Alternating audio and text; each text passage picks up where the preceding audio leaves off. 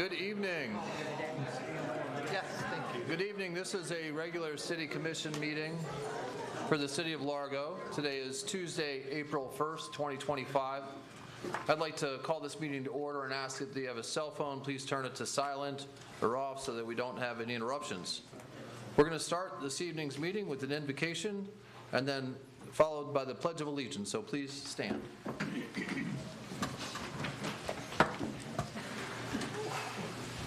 Bow your heads. Please take a moment to reflect with gratitude and purpose.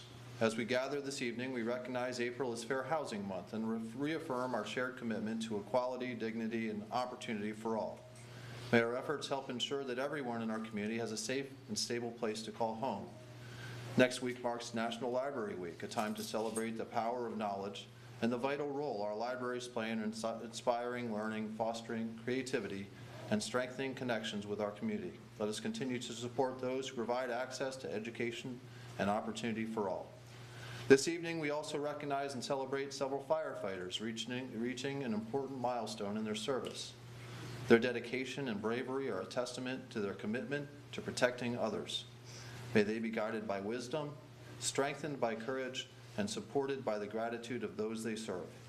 May our work tonight reflect the values of fairness, knowledge, and service that make our city strong. Amen. Amen.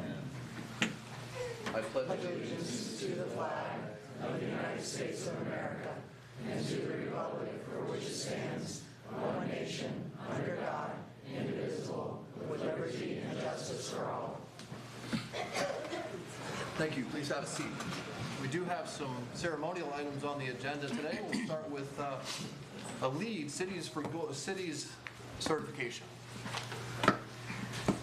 Good evening, Mayor and Commission. As you are aware, we are very excited to announce our certification, a gold level certification for our sustainability and resilience work across our community. This gold level certification is provided by the Lead for Cities program, and we have Alexis Berry here today to present the certification to you all.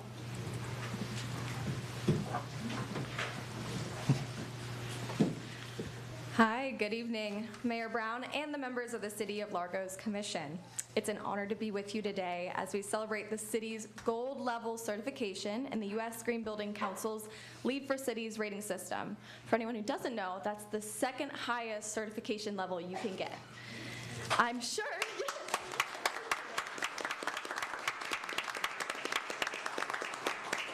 And that's not an April Fool's joke. I'm sure that most of you are familiar with individual buildings that certify under the LEED rating system, but what does it mean to certify an entire city? The LEED for Cities rating system was built by and for local governments pursuing a more sustainable and resilient future. LEED for Cities provides an evaluation of where you are today, addressing topics such as renewable energy, solid waste management, land use planning, transportation, air and water quality, and so many other factors contributing to a city's overall quality of life. Largo joins a strong community of Florida cities, towns, and counties committed to sustainability and resilience excellence. Around the country, nearly 150 local governments are certified, and 27 of those are from Florida, making it the most certified cities and communities out of any state in the U.S. Today, we are here to celebrate the City of Largo. So congratulations on achieving LEED Gold certification for Lead for Cities. The city did exceptionally well in transportation and the land use category, achieving points for compact, mixed use, and transit-oriented development standards, as well as meeting requirements for transportation safety and transit supportive design. We are pleased to see the city's efforts to track its energy use, audit its buildings, and increase the efficiency of street lighting, as well as taking accountability towards a city-wide carbon neutrality. Largo meets the thresholds for renewable energy and stormwater management, ensuring that less than 50% of the city's total land area is impervious to rain. The city also received all 6 innovation points in the rating system, relocating essential components of the city's sanitary sewer system, which through the lift sanitation modernization and hardening project, and also including sustainability considerations in the capital improvements program budget process are just 2 examples. Your efforts will not only create a safer, healthier, more efficient, and resilient places, but also it will help ensure everyone has access to a better way of life. This work is only made possible because of the people that are committed and its partners. I'd like to commend your staff team, Sheridan and Constance, for committing to this process and driving the local effort. My deepest appreciation goes to the mayor and you all, the commissioners, for recognizing the importance of this work and committing to leadership on sustainability and resilience. With top-down leadership support and buy-in cross-departmentally, the results of this effort can be transformative. I'd also like to acknowledge the Bank of America for their continued support of our program. Largo participated in our Lead for Cities certification cohort, which the bank has supported since its inception. So thank you also to the Bank of America. In closing, the U.S. Green Building Council is here for you. We're really excited to support you as you prioritize your investments and shift into implementation. We're excited to see where your journey takes you. Thank you for your leadership, and congratulations to you all.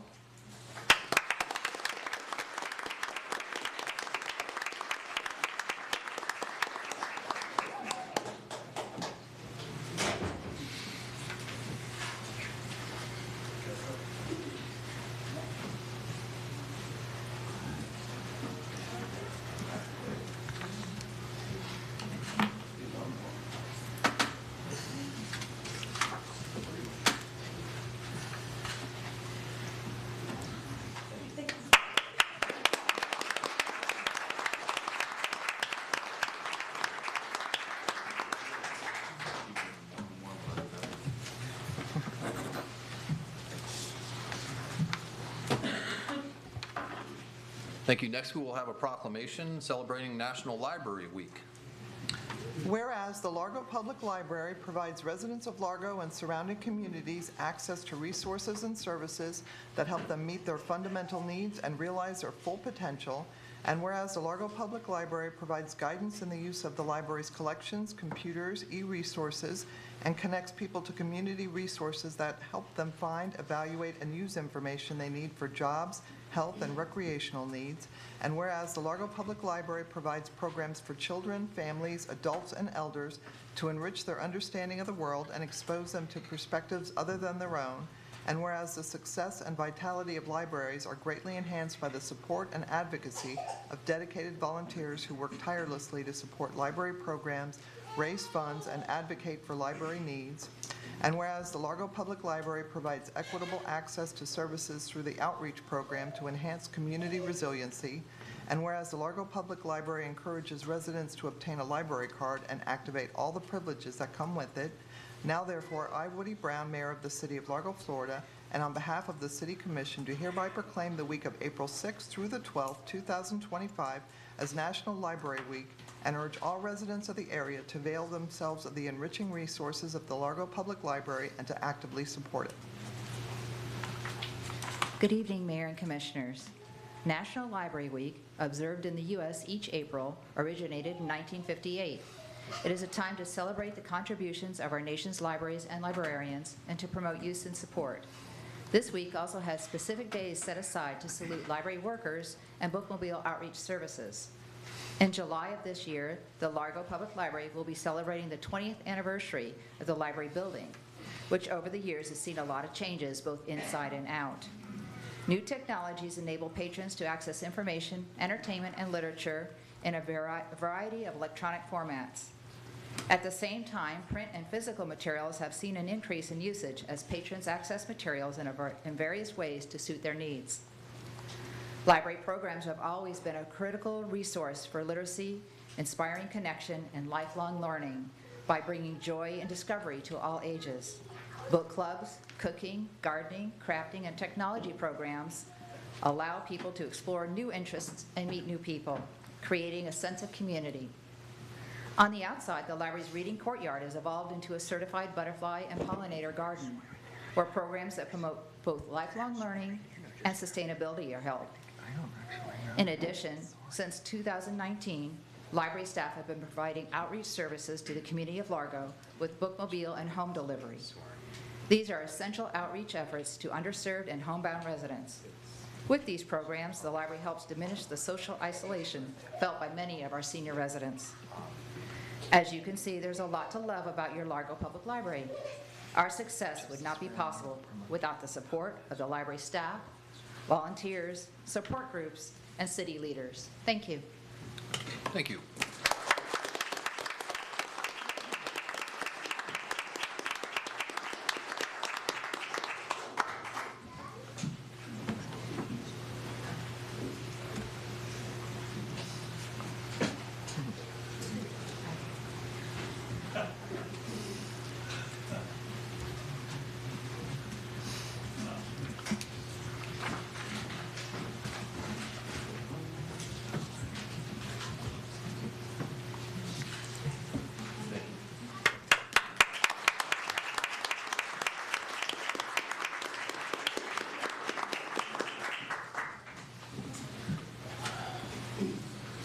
Next, we'll hear about Fair Housing Month. Whereas fair housing is a principle of civil rights which secures the right to live where one chooses, to raise a family, invest personal resources, and live in comfort and tranquility, and whereas this year celebrates the 57th anniversary of the passage of the Federal Housing Act of 1968, and Florida laws have affirmed the right of every person to have access to housing free of barriers based on race, ethnic background, or religion, people with disabilities or familial status or sex, and whereas the opportunity to choose to live in a neighborhood or community free of barriers based on race, religion, and ethnic background, people with disabilities, or familial status or sex has substantially favorable impact on the economy, lifestyle, and fabric of the community, and whereas Fair Housing Month traditionally has been noticed during the month of April to remind citizens of their duty and obligation to encourage fair housing and fight discrimination, as well as the benefits of unrestricted access to housing, and whereas it is the policy of this body to recognize and encourage fair housing throughout all of the City of Largo, now therefore I, Woody Brown, Mayor of the City of Largo, Florida, and on behalf of the City Commission, proclaim the month of April 2025 to be Fair Housing Month, with the knowledge that continued vigilance against discrimination in all its forms will benefit the citizens of Largo in building a strong and cohesive identity and spirit. Good evening. The city recognizes the importance of the Fair Housing Act to ensure equal access to housing within our community. The city is a participating member of the Tampa Bay Fair Housing Consortium, which provides fair housing education and outreach in all Tampa Bay communities to celebrate the right of all persons to live in a strong, sustainable, and inclusive community. This year, the 21st Annual Tampa Bay Fair Housing Symposium theme is Closing Doors on Discrimination and Opening Doors to Equality. The symposium will be held in person on April 23rd from 8:30 until 2:30 at the Pinellas Realtor Organization located at 4590 Almonton Road in Clearwater, Florida. The registration is open at pinellasrealtor.org. And now I'd like to introduce Michelle Davis to accept the proclamation on behalf of the consortium.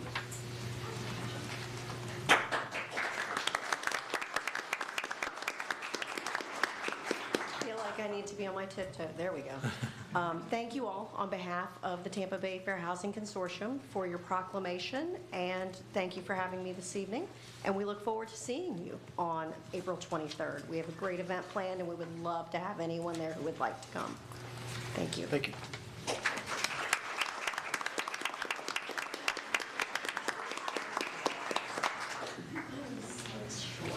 You are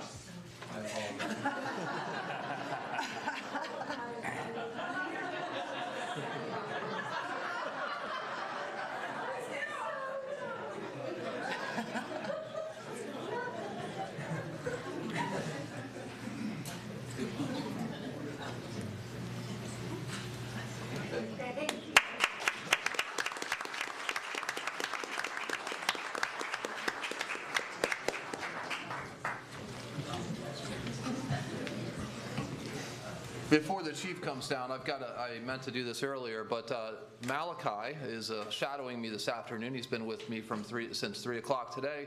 So everybody wave to Malachi and welcome him. He's a high school student over at Largo High.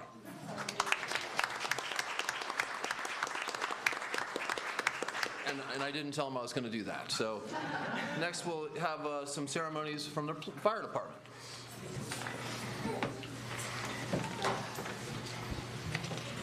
Good evening, everyone. On behalf of Fire Rescue and on behalf of the fire chief, who typically performs these ceremony items. Somebody said in their annual evaluation that they were working on public speaking, so here we go. We are going to be recognizing a few of our outstanding personnel. We'll be swearing in and pinning Lieutenant Billy Stark and celebrating and recognizing 7 probationary firefighters coming off probation and providing them with a yellow helmet. Yes.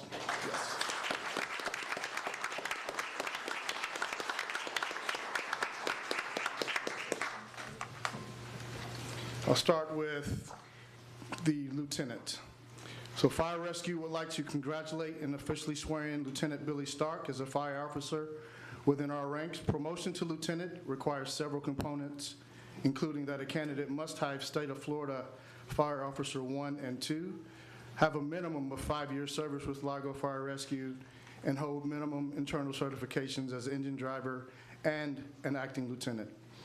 Once those credentials are verified, a candidate may sit for our promotional process, which tests their tactical and strategical prowess, written aptitude exam on policy, procedure, administrative, and contractual knowledge, a panel interview assessment, along with assessments on training and leadership qualities to assure they meet our values of collaboration, passion, integrity, and creativity. The candidates are ranked, and the final assessment involves an interview with both the fire chief and deputy chief, where final decisions are made, promotions are earned. Congratulations again, Lieutenant Stark. This arduous journey was well earned and has only just begun.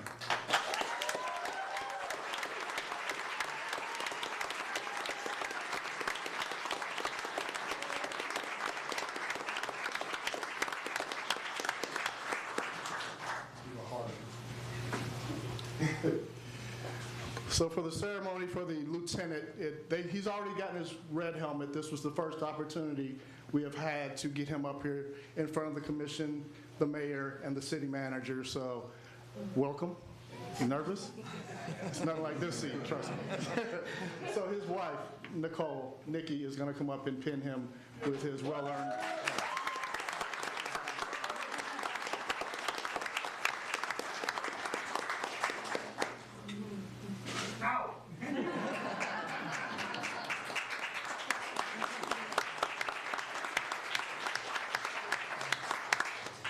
And then for the probationary firefighters, I do have a very brief statement on their journey into earning their yellow helmets.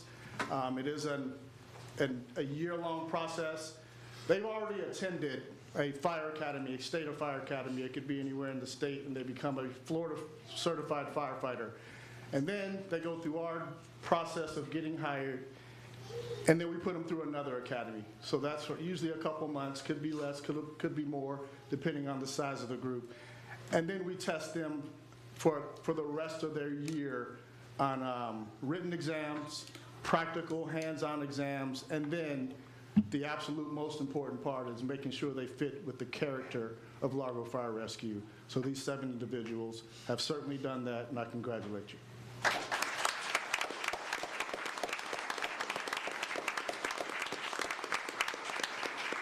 So typically, I'm going to keep this short because I am that type of person. We read off some lengthy bios, but because it's so hot in here and so well attended, we will keep it moving. I'm going to call you up one by one, and Chief Pittman is going to present you with your yellow helmets. Understood?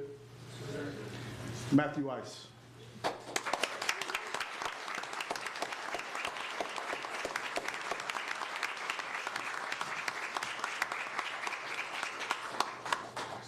Jacob Smith.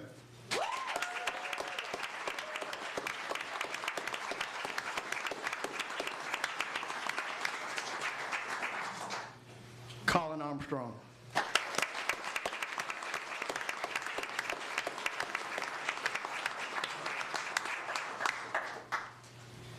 Levi Albrecht.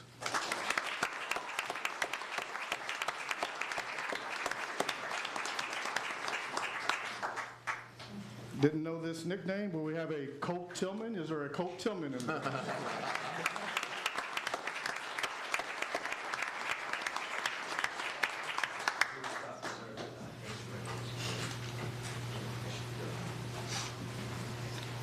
Stephen Scotty Thompson.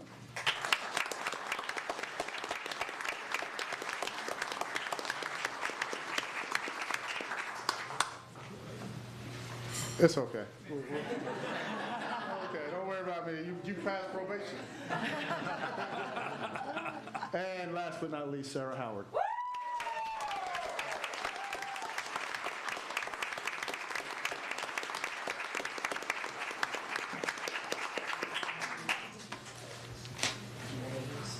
And it's your turn, sir.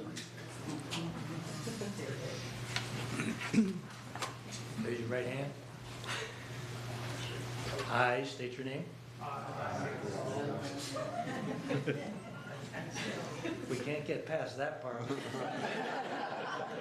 Do solemnly swear that I'll support and protect the Constitution of the United States and of the state of Florida against all enemies, domestic or foreign, and that I will bear true faith,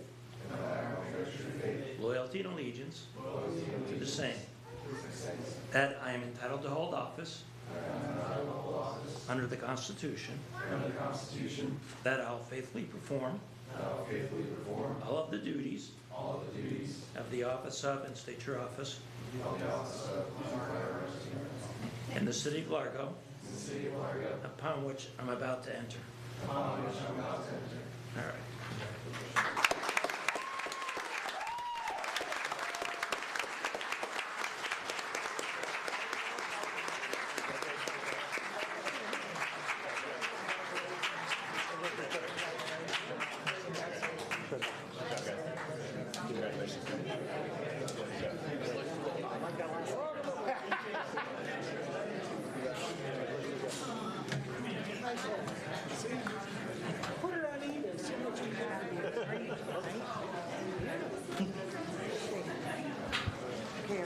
All right. Congratulations all. Next, we'll have citizens comment. If you'd like to speak about something on the agenda outside of the consent docket, please wait until that item comes up. We'll let the folks that are leaving, give them a minute to leave.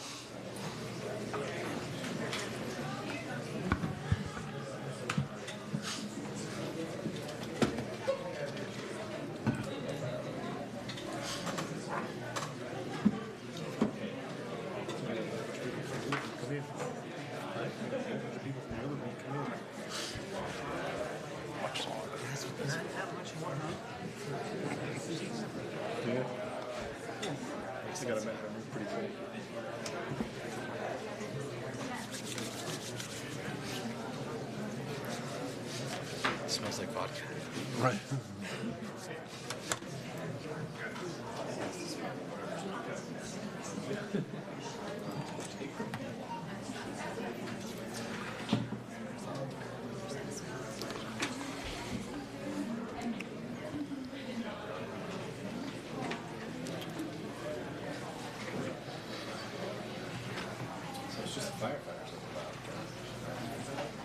All right. Do we have any cards this evening? Yes, I have several cards tonight, and what I'll do is, in case anyone's in one of the overflow rooms, I'll call a name and then say who will be after so they have time to get here. First up is Eric Gerard, and he's speaking for James Bonnell, Keith Bailey, Bruce Barrell, Patricia Gerard, Ruth Whitney, Paul Brown, Jamie Robinson, for a total of 10 minutes.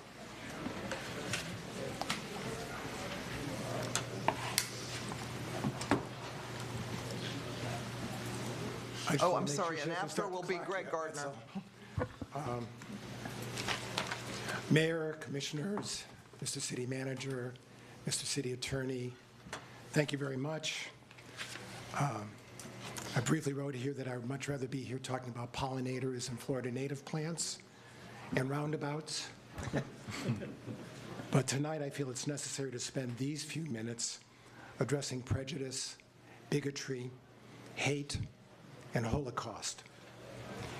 It's tragic and it's dangerous that we find ourselves in this place where in this nation, in our own community here in Largo, outrageous lies about our own neighbors are being blared, promoted, and capitalized upon by people whose jobs ought to be to protect all of us.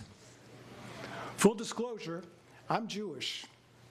I've experienced firsthand in my life the bigotry and ignorance of anti-Semitism.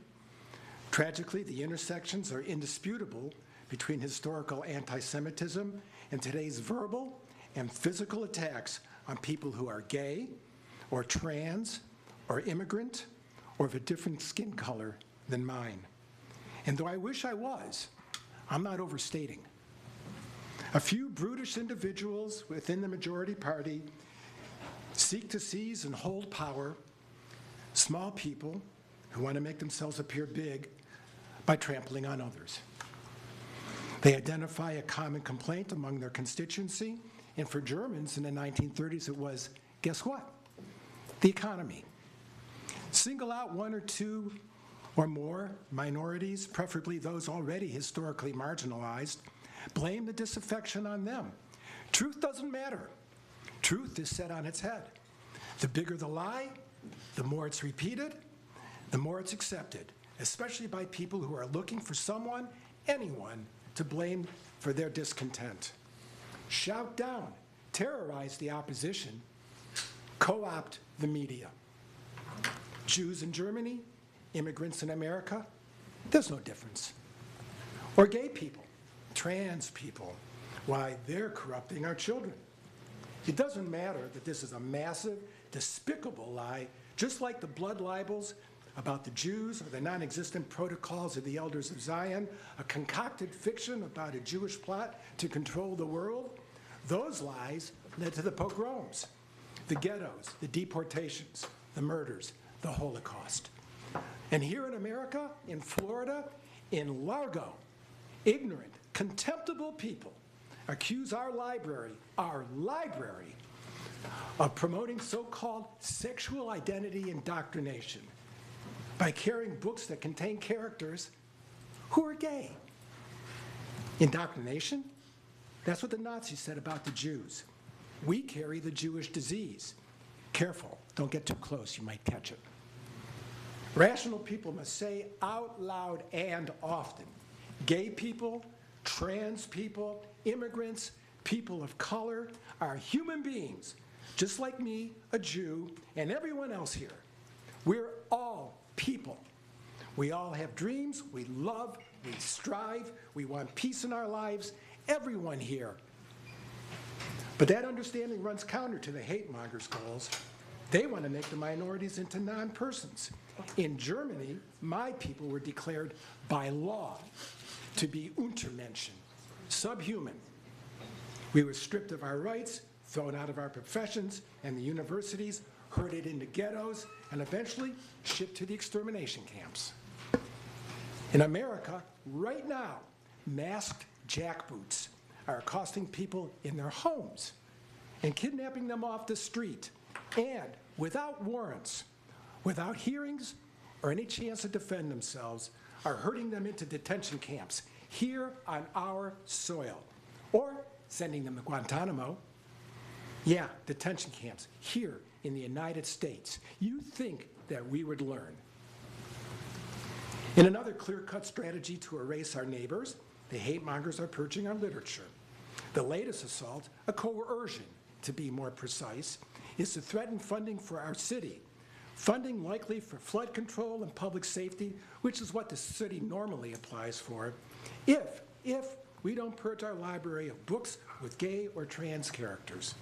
In his threatening letter, State Representative Bernie Jacks actually said, and I quote, "Taxpayer-funded institutions, especially those serving children, must reflect the values of the community, not serve as platforms for controversial social movements."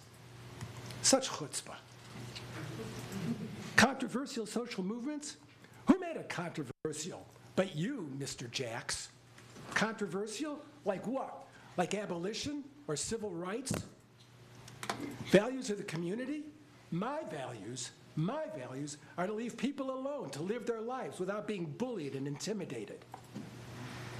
Pinellas County Commissioner Vince Nowicki actually drafted a threatening resolution to wipe from library shelves certain materials that, and again I quote, promote or endorse any sexual identity in spaces intended for children. Thankfully, his resolution was tabled by a vote of 5-2, but that didn't stop Mr. Nowicki from repeating his threat from the dais. Someone should tell Mr. Nowicki that the professionals in all our libraries already studiously keep the shelves age appropriate. And Mr. Nowicki, should we remove all the books? My question, all the books with a mommy and a daddy too? Because hetero is a sexual identity. Let me say plainly, it's a short walk from clearing the children's shelves to clearing them all. Just imagine a library devoid of all books that anyone found troubling. As I wrap up, let's turn a light on the bill under consideration in Tallahassee right now. Right now, that states, and again, I'm quoting, "A governmental entity may not erect or display a flag that represents a political viewpoint, including but not limited to a politically partisan, racial, sexual orientation, and gender or political ideology viewpoint." The intent's clear. I don't have to spell it out. You should know, though, that it's already passed 2 Senate committees. And hopefully, it'll die in the House. 1 out of 3 of the world's Jews, 1/3 of my people, were annihilated in the Holocaust. But it wasn't just Jews who were swept up and murdered. Gay people and the Roma and the Sinti, intellectuals, Catholics, clergy, dissidents, the physically and mentally handicapped, Russians, Poles, and so many more. Another 5 million people were wiped out in that madness. And lest it escape you, let me make clear that the great majority of Germany's good citizens and their Axis allies knew it and quietly went along. So now in America, don't think it couldn't happen to you just because you're not gay or trans or Jewish or black or Hispanic or Muslim or Asian or immigrant or a protester. When the beast gets hungry, it devours everything. The only way to stop it is to find our spines and to find our voices. And in the face of the thuggery that's coming out of Washington and Tallahassee, stand up and say, "No, not here." Thank you. Thank you.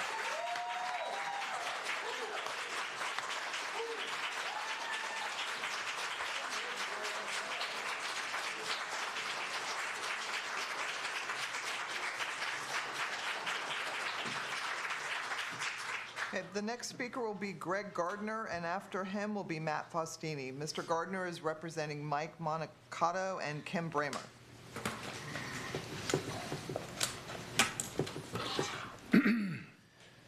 I did an illustration. I think you guys put that on the screen, it'd be nice. It's The Wizard of Largo by me. It's now been 3 years since I decided to be a good citizen and immerse myself in local politics, what is known as civic virtue. During this time span, I've been fined to hell and back 3 times for my good deeds. The city also put me through 13 months of lawfare, costing me over $10,000, and I still have no clue what the city wanted when all they needed to do was ask. The city said I was a threat and a danger to the community, then wrote a damning report how horrible I am. When the sheriff deputies arrived at my house, confused why I'm helping old people clean up their properties for free, the deputy said, "Keep up the good work, Mr. Gardner. You should seriously run and consider to be a commissioner for the city of Largo. And we've got your back." And they did.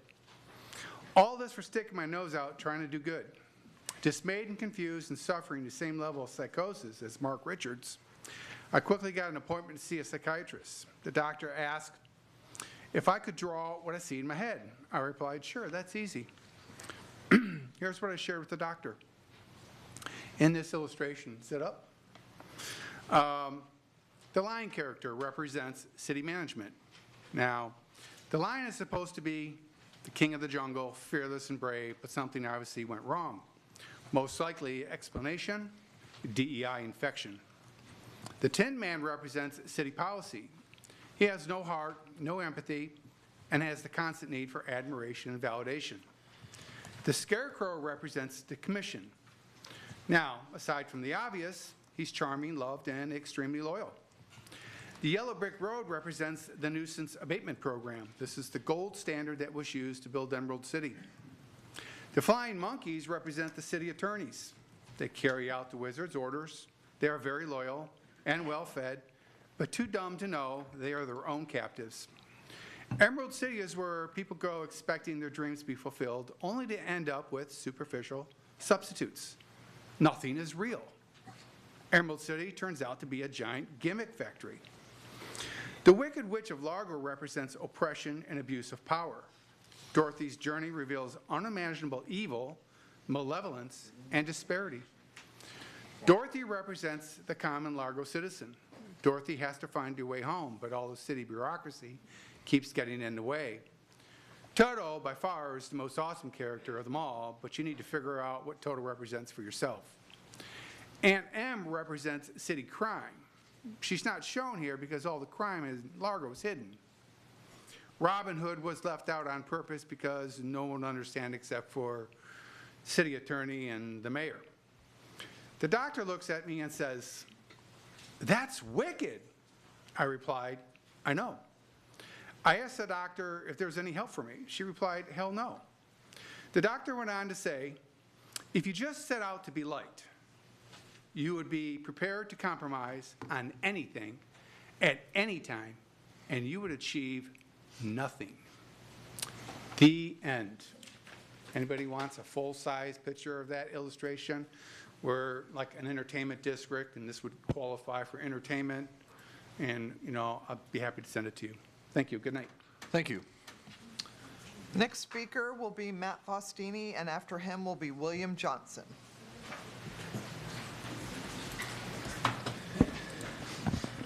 Good evening, all. Matt Faustini, 1015 Lake Palms Drive, Largo. I came here to speak tonight in defense of our public library.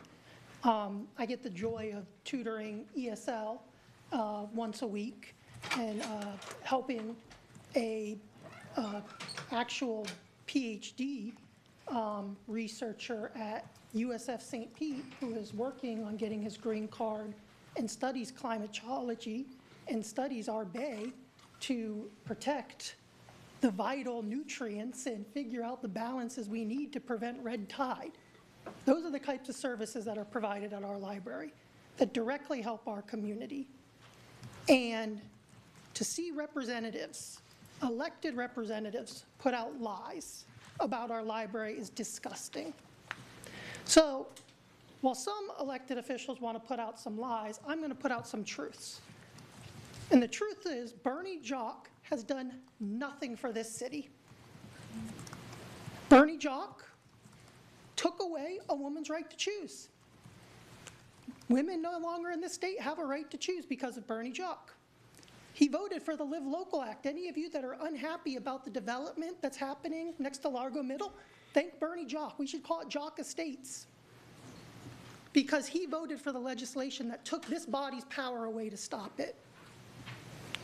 Let's talk about how he has, the most he's delivered for Largo, one public restroom in Largo Central Park. That's all he has to show for his career in the state legislature. That's the type of man we're talking about who is threatening this city. He is a small man who is using our city as a prop to try to win Nick DeSilli's Senate seat in the primary after he is term limited.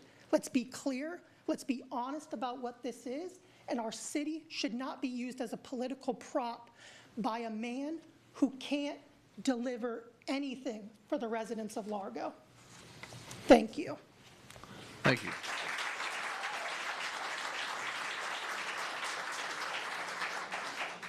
Next speaker is William Johnson, and after Mr. Johnson will be Donna Winchester. Good evening, Mayor Brown and fellow board members. My name is William Johnson. I no longer live in the city of Largo, but I was a resident for 7 years. I sent everybody an email of a letter that I wrote to you guys, and also forwarded you the letter that I wrote to the County Commission. But I'm going to read the letter that I wrote to the County Commission. I'm writing to express my strong support for Largo Library and to urge you to stand firm and protect diversity, equity, and inclusion in our public institutions. Libraries serve as a pillar of our communities, providing access to knowledge, resources, welcoming space for all people, regardless of your background. It is deeply concerning that Representative Burney is threatening to withhold funding unless diversity initiatives are removed and references to sexual orientation in the children's section are eliminated.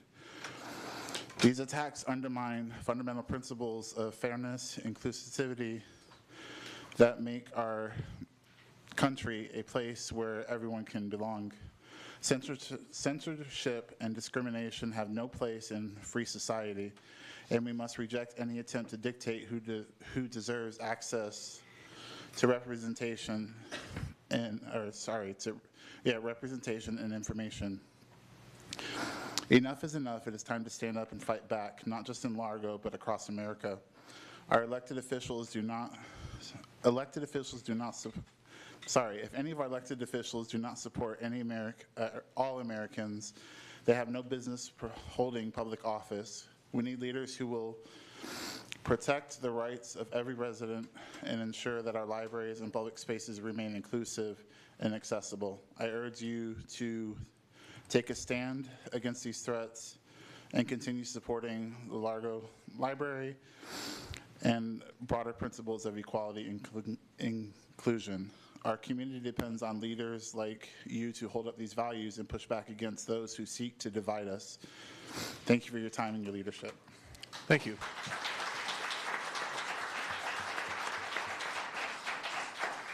And the next speaker will be Donna Winchester, and after Ms. Winchester will be Craig Murtha.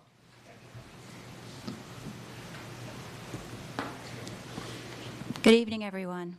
My name is Donna Winchester, and I am a citizen of Pinellas County.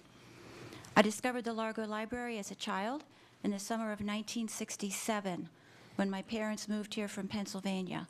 The library became my oasis, my haven, and a never-ending source of learning for me and my younger sister. Our mother, who worked as the first librarian at St. Patrick's Catholic School in Largo, encouraged me to expand my horizons both in reading ability and subject matter, and the Largo Library did not disappoint. I have continued to be a patron of the Largo Public Library for nearly 6 decades, through all its incarnations, and have continued to experience all the benefits I experienced as a child. I'm here tonight to voice my disappointment that an elected official who serves at taxpayer expense is finding fault with my library's decisions about what it offers to its patrons and is threatening budgetary retaliation if the library does not concede to his narrow-minded view of what is in the best interest of those patrons. To me, this is nothing short of tyranny of the powerful over those who have little or no say in affairs that affect them. I'm wondering if our esteemed Pinellas County Commissioner failed to read the City of Largo's proclamation in honor of National Public Library Week, which happens to be April 6th through 12th this year, praising the Largo Public Library for many things, including the following: providing programs for children, families, adults, and elders to enrich their understanding of the world and expose them to perspectives other than their own.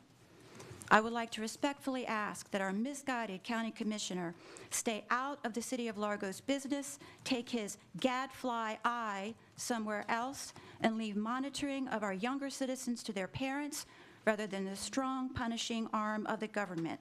Thank you for allowing me to share my thoughts. Thank you.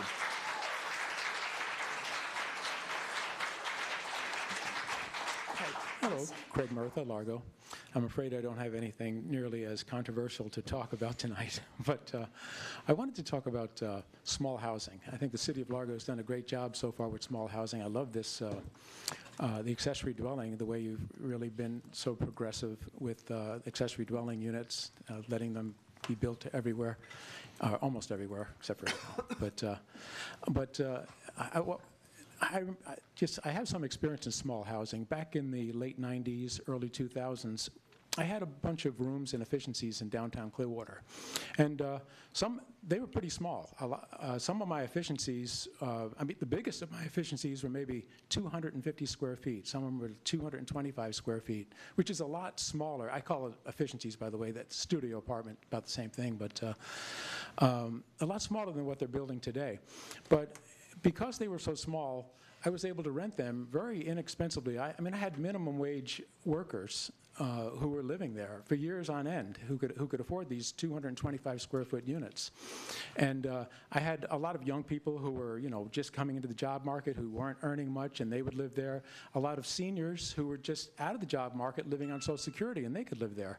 So I think it's a really essential thing to have small housing.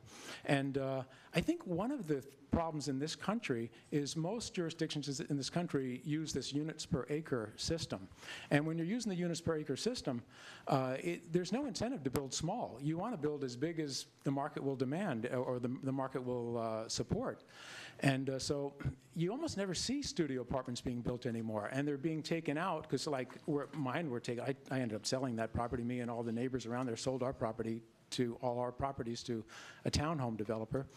And so, yeah, one by one they're being taken out. As a matter of fact, my competition back in the 90s was hotels. In the summertime, they would drop their rates, and a lot of minimum wage workers would live in the hotels on the beaches. But those mom and pop motels have all gone too, because they built townhomes and hotels. So I just wonder if there's any way, if we were on a floor area ratio system, like they have, like in Tokyo, or much of Japan, they use a floor area ratio system. So they have much smaller apartments. And they get just as much per square foot. Tokyo, you can get a one-bedroom apartment for under $1,000 in Tokyo, but they're going to be very small. They're not as big as our one-bedroom apartments. So that's how they do it. So I don't know if there's any way we could. I think the only way we could do it here, since we are kind of wedded to that floor area ratio system, is to raise our units per acre, but then use. I'm sorry, we're wedded to the units per acre system, if I said that right, but to raise our units per acre, but then use floor area ratio to reduce the amount of square footage so developers have incentive to build smaller. Thank you.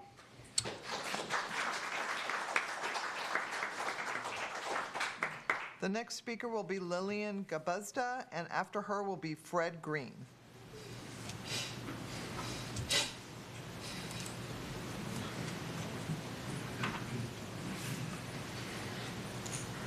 Hi, my name is Lillian Gabuzda. I'm 14 years old, and I came to tell you that the Largo Library is very important to me. It's a place that I go to hang out with friends, learn, and relax. It was one of the main reasons we moved to Largo. When we saw it and all the great things we could do and learn there, we knew it was perfect. Everyone is always welcome and safe. I'm always so happy when we visit. When I heard that people wanted to change it and take away what made it so special, it made me really upset. Mayor Brown, thank you for standing up to Representative Jacques, because I think the library is perfect just the way it is. They always have such great books and events, and I love to read, so being able to always find books makes me so happy. I love how inclusive they are for everyone. You can always find at least one book you want to read. I think one of the many ways it's so great is because no matter what, you have the library. If you're bored, go to the library. If you want a place to relax, go to the library. If you just need to get out of the house, go to the library. No matter what, the library is there for everyone. Thank you for your time.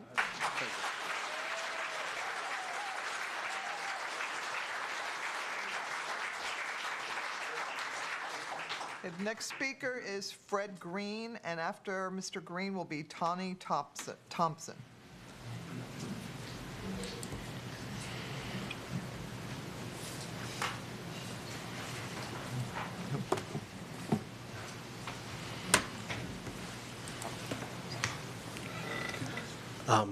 Thank you, Mayor Brown and City Commissioners, for allowing an opportunity for me to speak. I'll keep it pretty brief. There's been a lot of great speakers already who are really driving home the point that we really want to support our library.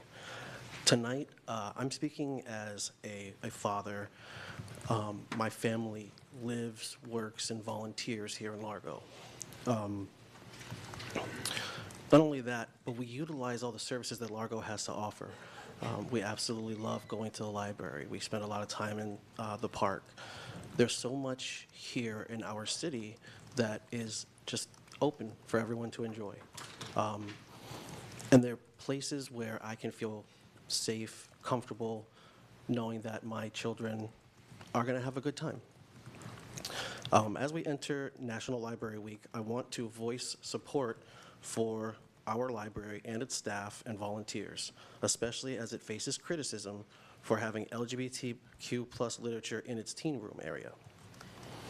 If I could make a small suggestion, as someone who's worked in teen programs for some years, you can continue to rely on the voices and opinions of the teens that are in your programs. I think that you'll be interested to hear what they have to say.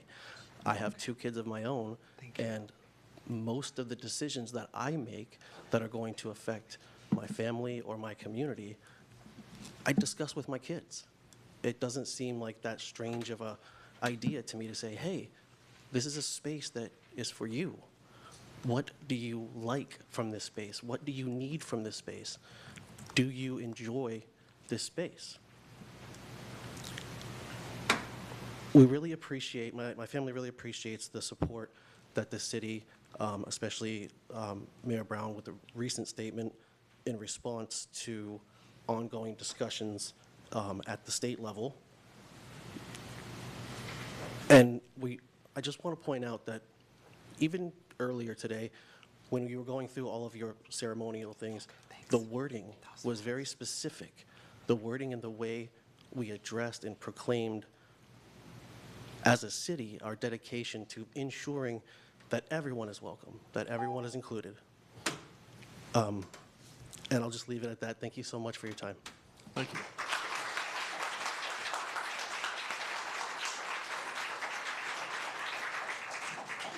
The next speaker is Tawny Thompson, and after her will be Wendy Vernon.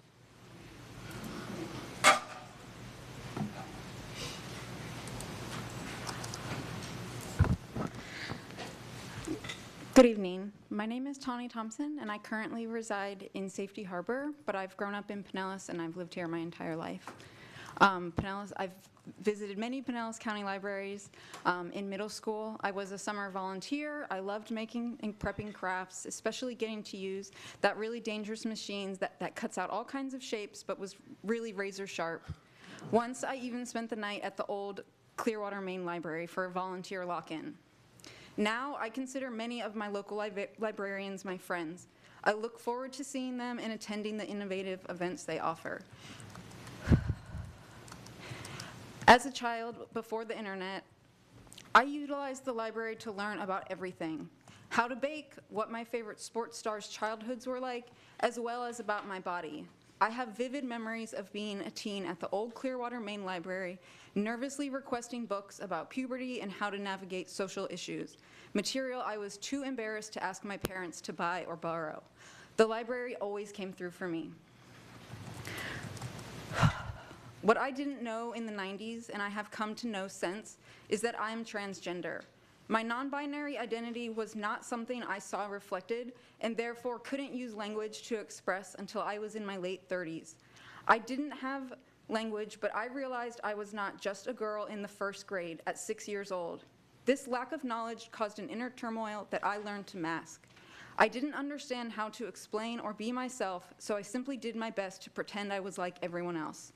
Losing access to your authentic self puts young people at direct risk for abuse. When you do not know how to explain what feels right, discomfort becomes your normal. I am grateful to now live in a community that prioritizes fostering an inclusive environment. Exposing children of any age to diverse life experiences poses no risks and saves lives. It enriches lives and makes them worth living. Parents are capable of having or curbing tough conversations. We do it all the time for infinite reasons. This temporary discomfort is not a hardship.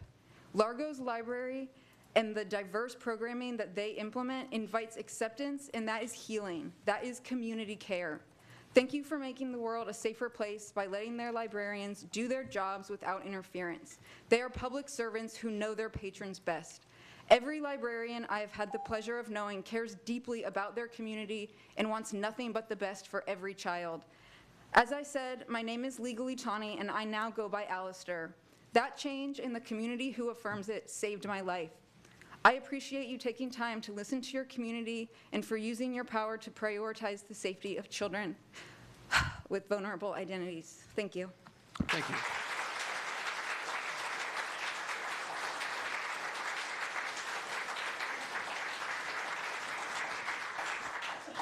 All right, now I'm emotional. Okay. The main reason I wanted to come here today is same as everybody else. I wanted to show my appreciation for your support of the library and standing in solidarity with your commitment to diverse options in the library. I'm a mother of 3 children who my spouse and I have been raising in Pinellas County for the past 23 years. From the very beginning, libraries have been a cornerstone of our lives. Through story times, music, art, events, books, and connections with other families in the community. At each stage of my kids' development, their needs and interests changed, and the library remained a trusted and welcoming space for learning, exploration, and growth.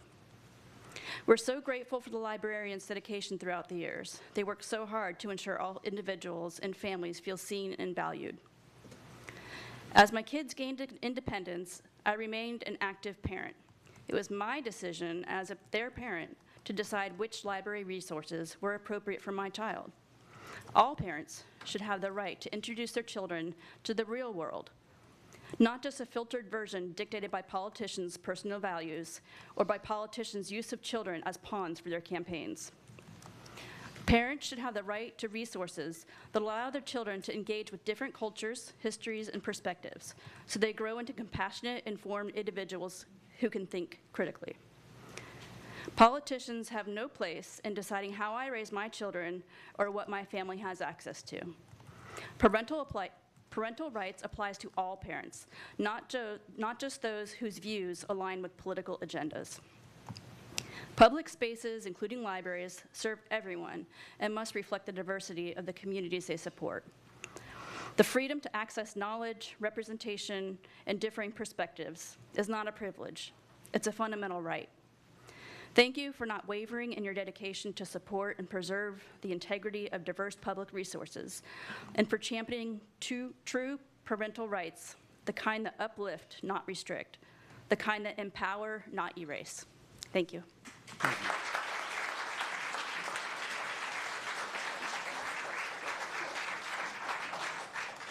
The next speaker is Allison Rensberger, and after her will be Rita Donahue-Simmons.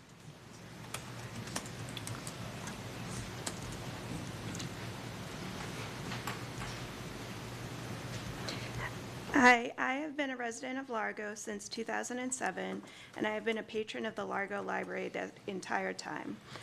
All 5 members of my household, adults and children, enjoy the library and all that it offers. Thank you for all of your unwavering dedication to diversity, equity, and inclusion in the library. This demonstrates a true commitment to serving all members of our community. Thank you for committing to having a safe space for all people. All people are born different, and libraries are safe spaces for all people. We are all different races, genders, religions, and sexual orientations. Our differences are what make us great. The opposite of diversity is uniformity, and we are not a uniform people. This isn't indoctrination, it's inclusion. Encouraging open conversation and questions is the opposite of indoctrination and helps us create community and unity. I teach my children to ask questions and learn as much as they can to form their own educated opinions.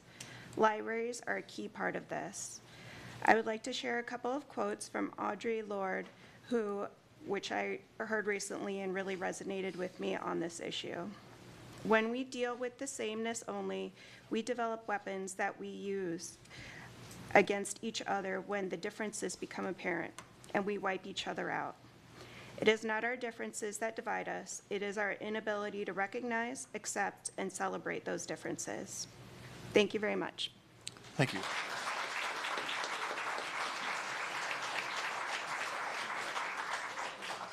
The next speaker is Rita Donahue Simmons, and after her will be Keith Simmons.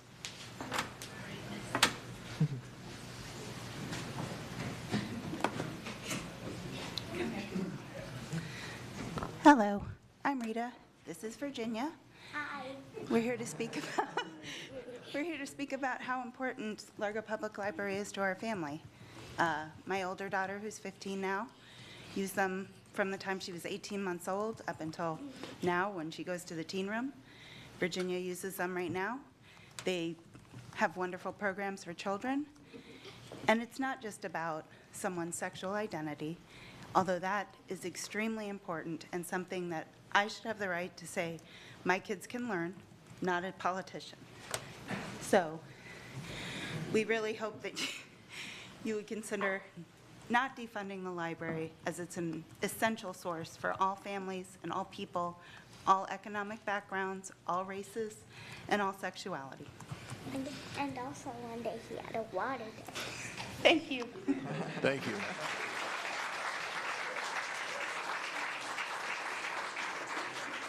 Next speaker is Keith Simmons, and after Mr. Simmons will be Caesar Doth.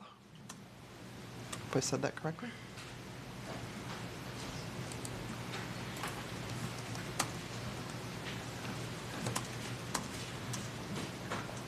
I want to thank the mayor for your leadership on this issue and appreciate the advisory council's role in regulating material at the library. And Representative Bernie has no relationship with the community. I've joined at the library, so maybe if he comes down, he could learn a few things. Thanks. Thank you.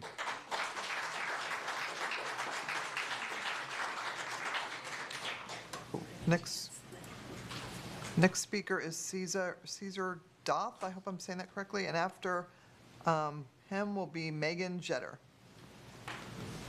Hi, my name is Caesar, and I've been a resident of Largo for about a couple months now, but I've been a Bay resident my whole life, 30 years. And I just want to give my appreciation to the Largo Library and just all libraries in general. I've used the library all my life. As a kid, I would go there by myself to check out the magazines, the books, DVDs, and whatnot.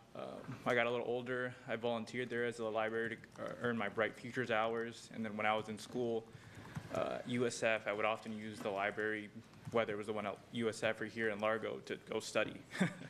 And now as an adult, I'm using the library because it's a great resource for everyone. The staff puts on great programs and just makes it welcoming to everybody. And it should always be welcoming to everybody, not just for certain people, just for everybody in general. That's all I gotta say. Thank you.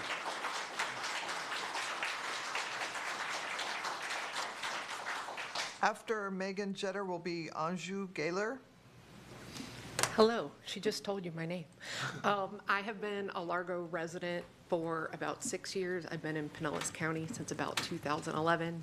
I stand here as a middle-aged, white, cisgender, heterosexual woman. So what I have to say and the issues that have been brought up tonight, they don't necessarily affect me. I could stay quiet, but they affect people that I love very, very much.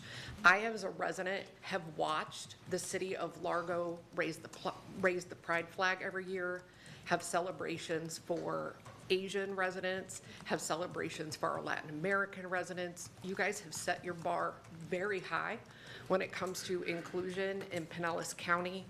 I know some people may see us as like one of the smaller cities, but you guys are kicking St. Pete's tail right now.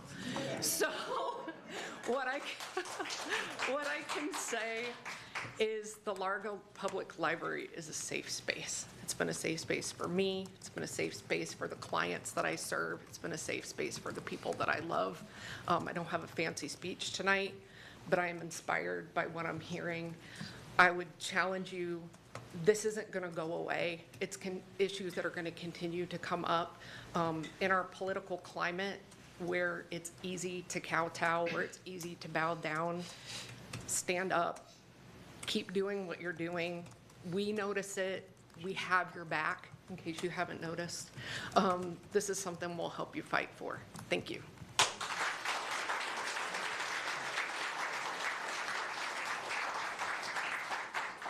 And the next speaker is Anju Gaylor, and after Anju will be Carl Ciaslek.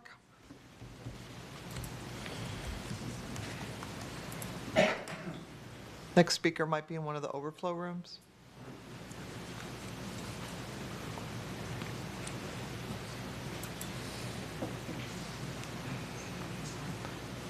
Is Carl Ciaslek in the room? Yes. Okay, you want to go ahead?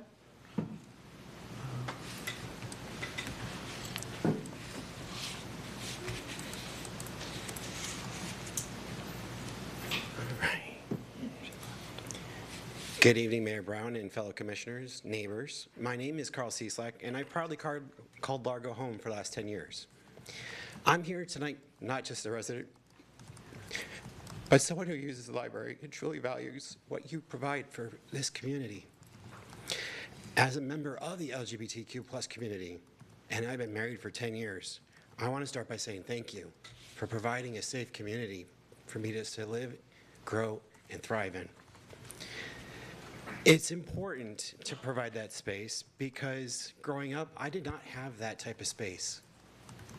I'm 46 years old, and it is an amazing thing to see how we have grown and evolved in how we treat fellow citizens, good and bad.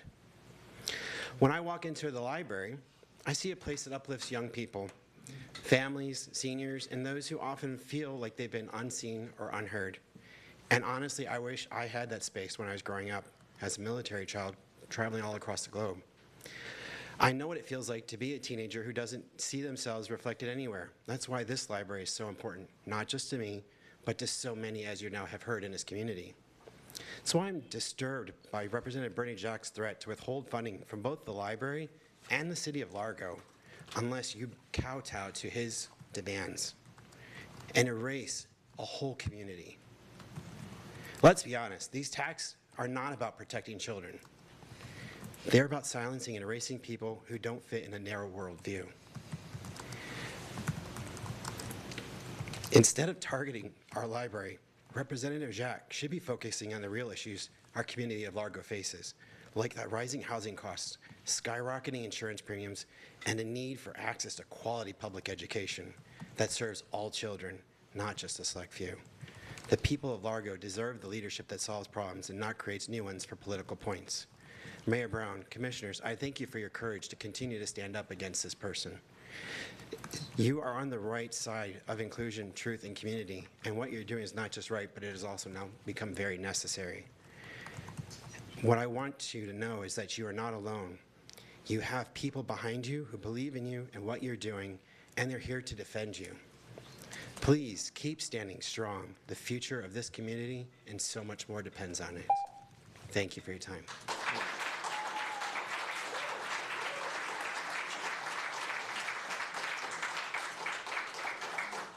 Next speaker is Andrew Zwick, and after him will be Michael Chenault. Hope I'm saying that right.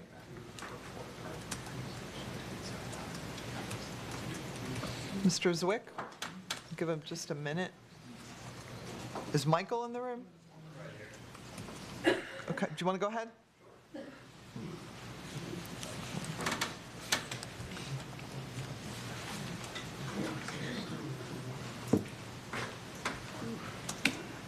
Do I hit a button? No, I got it. It just goes? Oh, Yep. Thanks. Hello. I wanted to start off by saying this is one of my first times coming to any sort of commission hearing or meeting. I'm clearly very... Hold off. You don't know yet. You don't know. I could say something crazy. But no, I honestly think it's amazing that everybody's coming out and supporting whatever it is that they believe in. I strongly believe that, you know, as an American citizen, everybody should be able to voice what they want, how they want it, and be able to speak freely. So I think it's great that you're all here, no matter what you support. And I'm also going to say that I support the other side of that, which is a vote. I've heard a lot of people here that have been speaking about people that they love and they care about and how important it is to them that they're protected, represented, and that they feel safe and included in their community and in their community's public services, which I personally think is very important as well. However, I do think that it is also important to consider the fact that, well, regarding the library, I went there because I heard about all the hubbub and decided to physically check out what people were saying because, you know, it's important to get your news directly from the source. I looked around for a lot of the indoctrination material and you know, political ideology material that they were reading. I did find some stuff. You know, I wanted to understand why people would find this to be concerning. I don't think that, and I've spoken with Bernie Jock about it as well as some other folks from both sides of the aisle, and I think everybody here can say, you know, that they love the library, they love to read, they love to learn, and learning is important. I think that's pretty cut and dry. But I do think that I agree with a lot of what y'all have said regarding, I think the parents should be in control of what their children are exposed to. I don't believe in censorship, but I do believe in protection of young minds, one way or the other. Just the same way that I wouldn't give, you know, Mein Kampf to my 6-year-old. You know, I also wouldn't want them to read about, you know, various sexual identities or orientations until they were old enough, I think, to understand them without feeling like they are in need of, you know, seeking approval from any group, one way or the other. But that's just my opinion, and I think that it's really powerful that you're all here, and I think that it should be brought to a vote because that's sort of the end-all, be-all. And yeah, I think that we should decide together on what's important and what we want. And I think that if you guys can make that happen, that'd be really cool. Thank you. Yeah, thank you.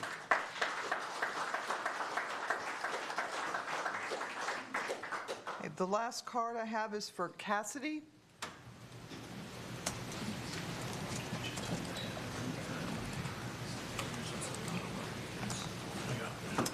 Hello, my name is Cassidy. I go to the University of Tampa. I'm also very frequently in the Largo area, and I think that the issue here extends to not just this library, but a lot of other libraries as well. And this issue is deeply on my heart. I'm around young people. I'm with them in the university or other contexts, and I found that there's a crisis of identity in our society. And that young people are seeking approval. Oftentimes, I think it comes from broken families. My own family was broken. I felt this myself. And I think that when you have young people, particularly, in a society that says that something's wrong with them, or that perhaps they should consider changing who they are, or when they walk into the library, and I saw similar material myself, I looked into it, I opened it up, and the suggestions that are being made by those books to children, books geared toward 5-year-olds, is that they should consider other options. If they should maybe think about loving somebody who's the opposite sex of them, or the same sex as them. You know, these aren't topics we talk to our kids about for, I mean, sex. We tread lightly on it. Your gender, your orientation, these, I mean, they really shouldn't be in our children's sections, and they really shouldn't be things that we're pushing on our kids. Not only is it not appropriate by standards of society, as a Christian, someone who's read my Bible and believes in the Lord, I've read the parts of the Bible that explain that this isn't godly, it isn't righteous. And all of you are held to a high standard because you are people guiding our laws. And you have a lot of accountability. And as someone who has the opportunity to stand before you and ask for a moment of your ear, I'm pleading with you to please consider this issue. Please consider what it does to our children, not just the fact that it may make this feel good, make everybody feel good, but what is morally correct, what is righteous. And please stand by that. Thank you all. Thank you.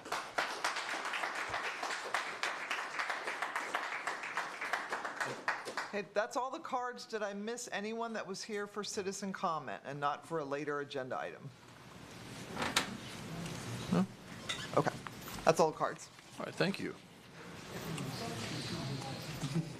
Certainly appreciate the citizens' comment, and thank you all for coming out. Next, we'll move to approval of tonight's agenda. Mr. Mayor, I'd like to recognize Representative Jacques' assistant here, Benjamin. He's right back here, so everybody would like to speak to him. He's here from Representative Jacques' office, so if you'd like to bend his ear in the lobby and speak to him. Welcome, and thank you for coming. Thank you, Commissioner. You're welcome. I will say, just for a moment, I am here on behalf of the office, but I can't speak for the representative himself. I will refer you to the Facebook page. That's the best way to actually contact him directly. He is very much responsive as best as he can be. Needless to say, he couldn't be here tonight because he is in Tallahassee at the moment. So thank you all very much for being here tonight. Thank you, Benjamin, and thank you for being here. Move approval. Can we pull number 13? Number 13, I have a motion. Second. And a second. All in favor, say aye. Aye. Any opposed? Motion passes 7-0. Next is consideration of the minutes from the regular meeting of March 18th, 2025. Move approval. Second. Any changes or corrections? All in favor, say aye. Aye. Any opposed? Motion passes 7-0. Next, we will have a staff report.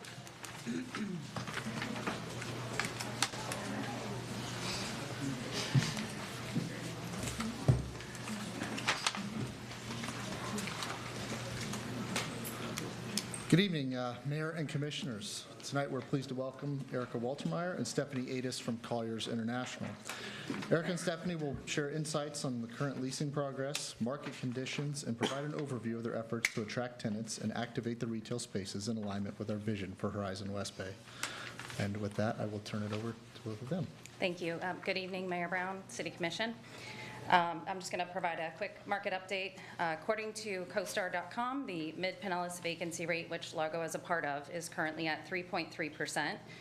It has been at this rate since the third quarter of last year, and that is compared to 3.2% for the overall Tampa Bay MSA. It's important to note these figures do not reflect spaces that may be vacant but still have a lease in place. We have seen an uptick in retail store and restaurant chain closures due to a number of bankruptcies among national chains. And although we were coming out of a lull, sorry, I'm going to back up a second, my apologies. We have seen an uptick in retail store and restaurant chain closures due to a number of bankruptcies among national chains. Although we are coming out of a lull over the past couple of weeks due to spring break schedules and related travel, we continue to see an active leasing market overall. As the project nears completion and we approach the ability to physically deliver spaces, the project is back on the radar of many groups that we have presented to previously. The deal timeline continues to be frustratingly protracted. There is hesitation in the market, and that is further hindered in many cases by indecisiveness. However, we are confident that as we approach delivery of the physical building, timelines for tenants to open will become clear, paving the way for us to finish out the leasing of Horizon West Bay. And with that, I'll turn it over to Erica for a brief leasing update. So I'm just going to chat about some of the categories that we have that are interested. We'll start with the City Hall building. We did just get a lease signed by the tenant for a fast casual Greek concept. I think that'll be going on the agenda for the next commission meeting for final approval. And then the smaller space next to that, we do have some interest, and we do have a couple offers from a hair salon and a couple of some of the like acai bowl concepts. You guys are aware of the coffee shop, donut shop that we do have signed, and the adjacent space I think we announced previously. In the A building, we have a lease pending that should be ready for tenant execution by next week with a local ice cream user. They've got quite a few locations in Pinellas County.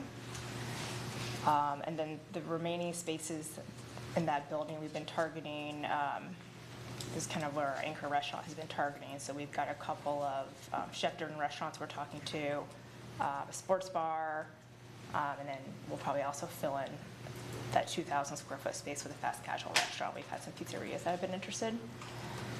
And then for the public plaza building near the stage, we do have a proposal out to a brewery, and we do have a wine bar slash brewery that's also been interested. And then for that last space, that kind of G5 2,000 square foot space, we've been targeting, we've been in discussions with a couple of boutique fitness users, med spa, and with some wellness users. Any questions? Thank you. Any questions? Commissioner Smith. Thank you for the update. I'm the annoying ass up here, so. So I'm looking forward to the leases. You talked about, I'm a big brewery person. Food, I'm a fat, but large guy, and I like. You're a drunk. Well, not that. Not that yet. What outside, okay, you said a couple breweries. Are they just the local ones? Are we looking regionally? They're local, so one would be kind of more of a startup, and the other one is more a local user that would do another location. Okay, what kind of restaurants, what could we do different with some of them that we're doing leases now that they've brought to our viewpoint we could do a little differently with them? Meaning, when we approach them, they've said maybe they've looked at other locations. Have any of the people interested pulled out because they thought we were difficult? I just want to know, make sure if we're sticklers. No. Usually it's a lot of these, we're targeting, and a lot of the users that are looking at this project they're smaller, they have maybe one or two locations, or they're looking to start a location, and a lot of times it's just a capital issue for them. Okay. Doesn't really have anything to do with us or the project. It's just money can be tough for them to get financing for a lot of these types of projects in general. So we're trying, we're obviously, our focus is on tenants that have money to expand and have capital to build out these spaces. And it's a slow decision-making process for a lot of them. They get nervous. A lot of these guys put their whole livelihood into these concepts, and it's just, kind of a lot of hole handing to get them moving along. Okay. Some of the chain restaurants that we've spoken to, they're typically used to a more traditional shopping center setting where you have a large parking field on grade. We have structured parking here, which we have all over Tampa Bay. There's no reason to be afraid of structured parking, but that is some of the feedback that we've gotten, so we're doing our best to overcome that feedback. What about the location? Have there been difficulty with the location, or? I think the number one feedback point we get on the location is just that it's not walkable today. I know that is the vision for it, and we have shared the point of the for Pinellas part of things, and the plan related to that, and the improved pedestrian flow, particularly with Largo Central Park.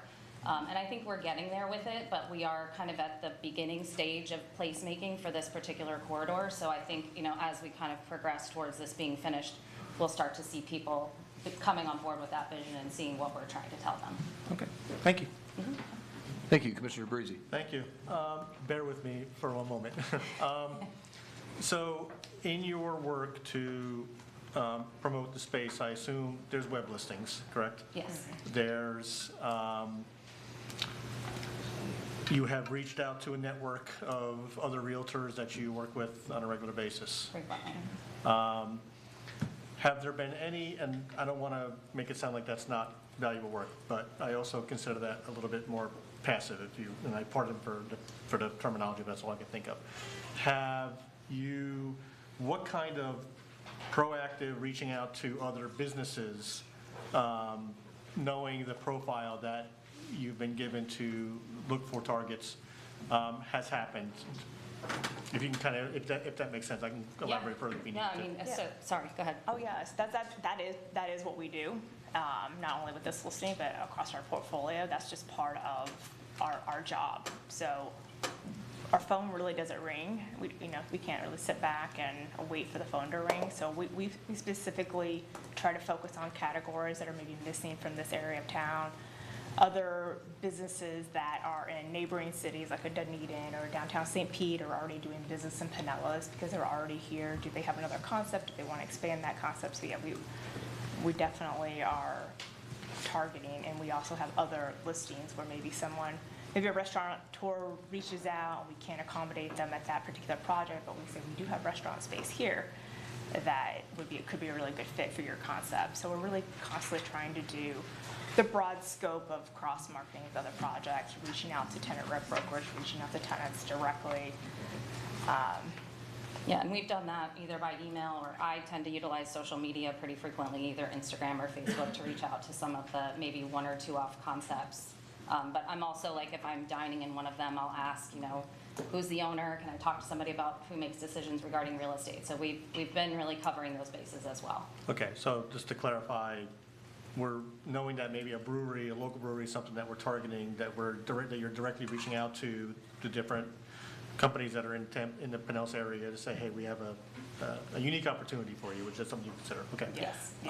Commissioner Smith asked my question about the city's interaction, so I won't go there. But the last question is listening to your report and knowing what the city's profile, what they've given to you about what types of establishments they want to be able to see in Horizon, and your report saying that that's a difficult area right now.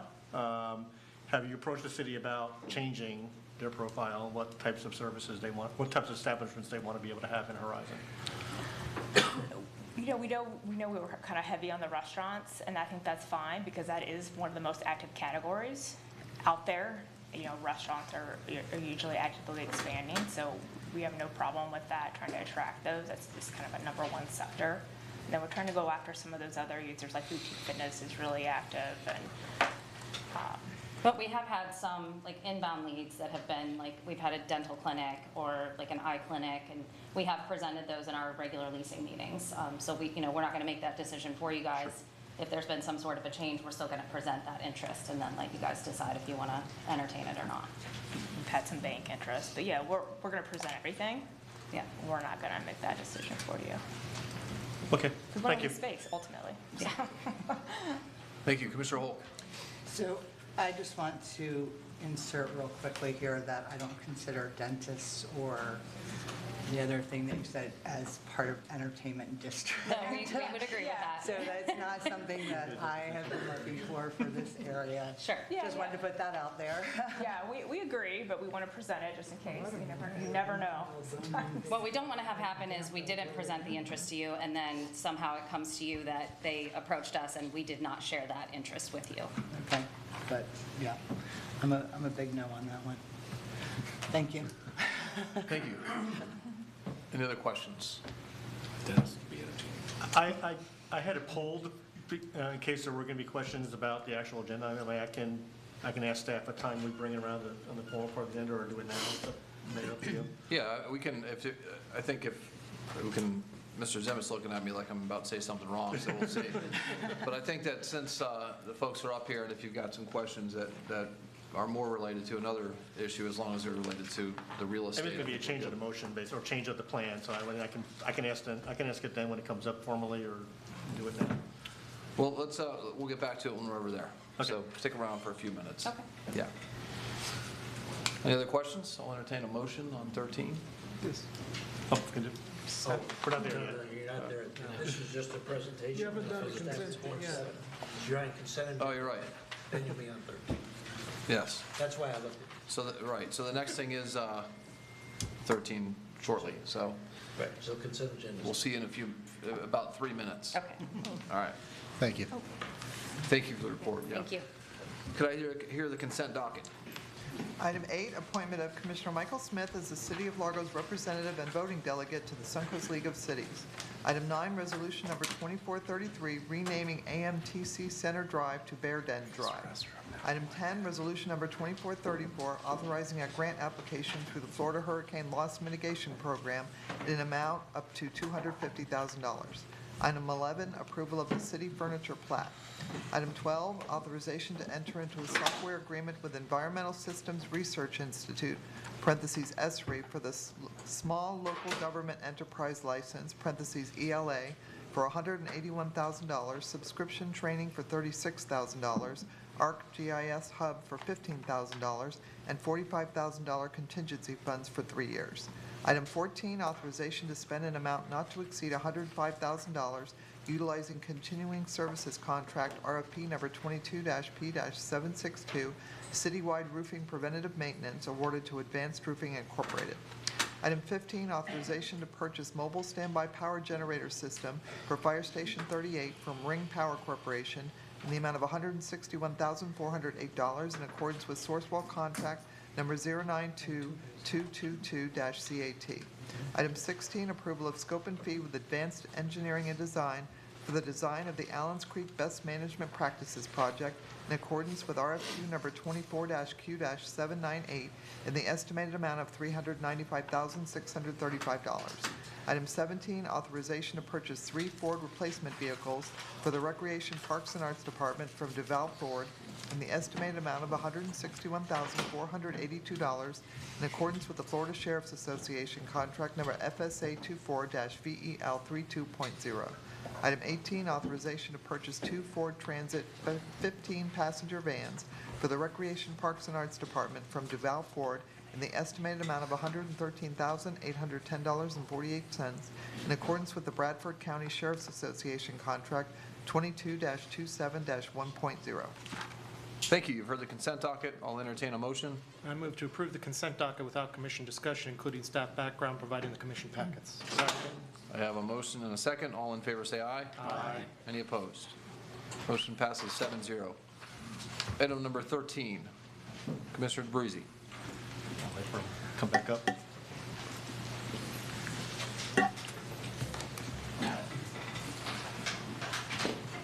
Can you tell me, it's hard to predict this, but this is we're proposing to extend for a year, and I wanted to consider extending for a shorter period of time. But I wanted to get your thoughts about any ramifications that may occur. I don't know how everybody else feels, but we are getting closer to opening, and there's a significant investment by the community and the city, and we're going to have some vacant space in Horizon. And I don't doubt that Colliers has worked diligently and very hard, but I don't think we've reached the level of success that was been expected. So I may propose, depending on your feedback, that we propose for 6 months, 9 at the most, and I wanted to get your thoughts of that, what that may do to momentum, and we can certainly have the Collier staff chime in as well, but I just wanted to get your thoughts on that. Sure. Thank you for the question. So, we have thought about both, whether you went shorter, longer than 12 months, shorter, but in my opinion, I think it doesn't do us any benefit by going shorter. If we look at kind of the typical lease time frame that we've worked through, I think it's going to at least take us another year to get fully leased out. I hope it's shorter. I hope I'm wrong. I really do. But I just think that the way it's gone so far and just the way the economy has been going, I think it's going to take us a year. And I just didn't want to come back here if we did a 6-month extension and then come back in front of you again and go for another 6 months. And if that's what you want, then we can do that. But I just figured whether we give them 12 months or in their original contract, we can extend it up for another term of 5 years. The remaining details of the contract remain the same. So that the amount of money that we're going to pay them, the percentage, everything stays the same. So it doesn't cost us any additional money to extend it. Yeah, I didn't think it was a financial issue. It's just a matter of and again, with all due respect to Colliers, about how long we work with a partner that we may not be getting the results that we hope for. Sure, and we even, it's like, you look at the other extreme, if we didn't renew it, and I think it's detrimental to the project if we weren't to continue this relationship. So I think by the time we were to, if we didn't extend it, it ends this May, we'd have to go through another RFP and find another broker and then remarket the property. I just don't think it's in the best interest of the project. Okay, thank you. You're welcome. Thank you. Assistant City Manager Powell. Commissioner DeBreezy, I'd also like to add that today we heard several of the different types of businesses that Colliers has reached out to. At the meetings that we have with them every couple weeks, the list is 60 plus, 70 plus. It's growing all of the time. So just because we haven't heard from everything today, I can assure you in those meetings that they are doing the best that they possibly can to lease these spaces. And I would also agree with Charles that extending for a year would be in the best interest of the city. Yeah, I no doubt about the staff's commitment and hard work in this. And based on your feedback, I can be okay with a year, but I just wanted to express my concern that, we keep, we say we're going to have a place that's open. It's not that, most likely not going to be close to full. And, I think, the feedback we're going to get about that is important from folks. And they wanted it full. We want an entertainment district, and I think it's hindering us. But I trust the staff, and I trust your feedback, and knowing that you all will hold Colliers accountable to make sure that we get what we are expecting from them. Thank you. Thank you. Thank you. I have a question about kind of the format of our agreement with Colliers. When we started this quite a while ago, before Colliers was on board, we were pretty clear about, like, we want businesses to come in and be successful, and we want a certain type of business. And I think that the type of agreement that we have with these folks is based on revenue, right? So they're motivated to get a high rent, and for most people, for most landlords, that's probably their primary focus. I don't think it is our primary focus to get the highest rent possible for the site. We want active businesses, we want successful businesses. And they may not be in the position to pay the most out of the gate or whatever, So, and I don't know who could answer this question, but how much of a hindrance do you think the motivation of getting high rent, because their revenue is based on that number, has been to filling these spaces with desirable places? Sure. So we've had that conversation, and I've talked to both Stephanie and Erica directly about that. And I told them, more specifically as of late, that we're okay with reducing it if that's what it takes for us to get the best tenants. And I've told them, we want to create this vibrant entertainment district, and our main business is not in the business of being a landlord and collecting rent. Obviously, it's in our best interest to get money and make some money for whatever we do spend on the tenant improvements that we do put into it. But if reducing rents, then we'll reduce them. I've told them, made that very clear. If that's what it takes, that's what it takes. All right. And so do you think it's got us to where we are now, where we've got one or two leases signed, and we've got a long list, but we're not, to Commissioner DeBreeze's point, we're not quite where we would hope to be? We're not, but we do actively compare the rents of other comparable properties in the area, and we're in line. And sometimes we might be a bit higher, but we are a brand-new space. We're not second-gen space. Everything's brand new. So, but for the most part, we're in line with rents per square foot around the area. What do you guys think? You think that's been a stumbling? It really hasn't been, and I will say, sorry, I didn't. Oh, I was gonna say, we're not gonna let the rent get in the way of bringing in a qualified tenant that you guys are all gonna be happy with. So they also need to be obviously financially stable to be able to build out a space too and have some money, or they're just gonna go out of business in 6 months. But we actually feel we're kind of on the lower side. I think compared to other new construction projects that, that's what this is. It's a new construction delivery. We're, I think, far lower than the market. And most new construction projects aren't 100% leased prior to delivery. Yeah, and a lot of the new construction is in areas where there's a lot of stuff happening. Yeah, already. It's the third new construction in that block, right? Right. Yeah. So in this area, we've had a couple apartments complexes come up, and a couple townhome projects. One's complete, and some others are being started soon. And it's moving in a great direction, but I can see the hesitancy on restaurateurs, but at the same point, it's 65 feet above sea level and a mile away from the beach, right? So we've got a good product to sell, and a lot of money around us. And we really try to capitalize off that Bel Air, too.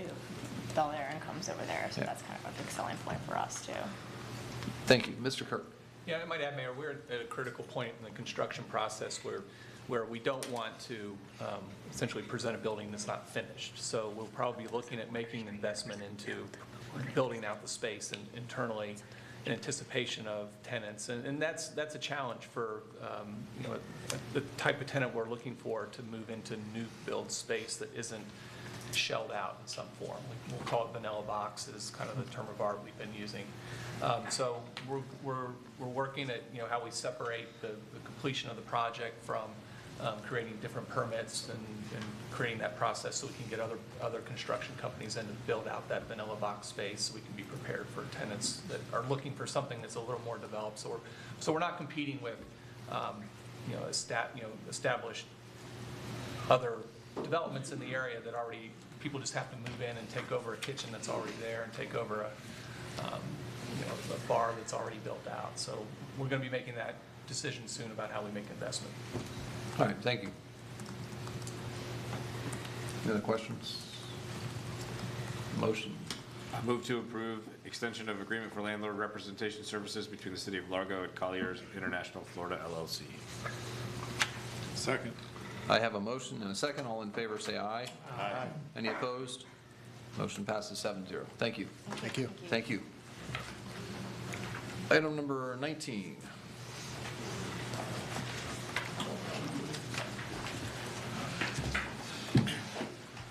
Good evening, Mayor and Commissioners. The purpose of this hearing is to receive public comment and answer questions about Phase 3 of the Largo Police Department Rifle Project as required by the FY24 Edward Byrne Memorial Justice Assistance Grant, and would be happy to answer any questions. Thank you. Do we have any cards on this? We have no cards. Any questions? Commissioner Smith. So Phase 1 and 2, how's it working out? I'm assuming good if we're on 3, so. Yes, sir, it's working out perfectly. In the force, everybody's okay with it? Yes, sir. Okay. Any concerns? None at this time, no. They don't have any concern? Okay. All right. Don't hear that very often, but okay. All right, thank you. Oh, shoot. Any other questions? We'll make a motion. This doesn't need a motion. We'll make a motion. All right. Here you go. Thank you. Thank you very much. Yeah. Good report. Next is item number 20.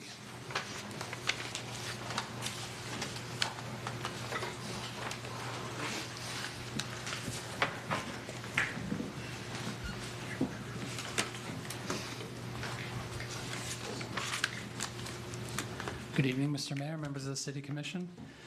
So generally, our maintenance agreements that come from our department are resolved through the consent docket, but we wanted to accompany this particular one with a presentation due to it being slightly atypical from our usual maintenance agreements related to landscaping. So to talk first about the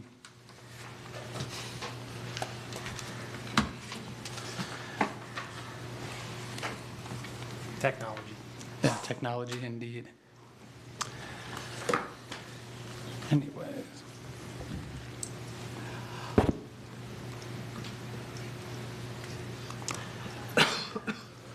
Usually it'll work if you stop on. Yeah, I think, Is there a remote in the budget? It looks like a pointer. Just because it's hitting the ceiling. Propulsion. Pressure's on, Taylor. yeah. All right, for the time being, I do have a lot of the visuals are in your agenda packet, so it looks like we might have it back up again.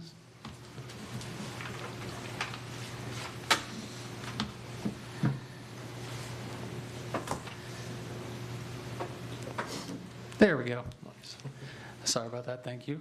So starting off about the actual projects subject to this item, the first, talking about the subject property, it's located at 100 First Avenue Southwest, located at the intersection of First Street Southwest and First Avenue Southwest.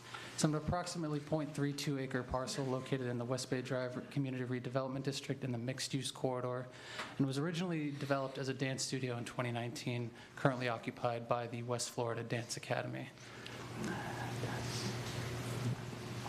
The other party to this proposed agreement is located at 140 First Avenue Southwest, is its official address.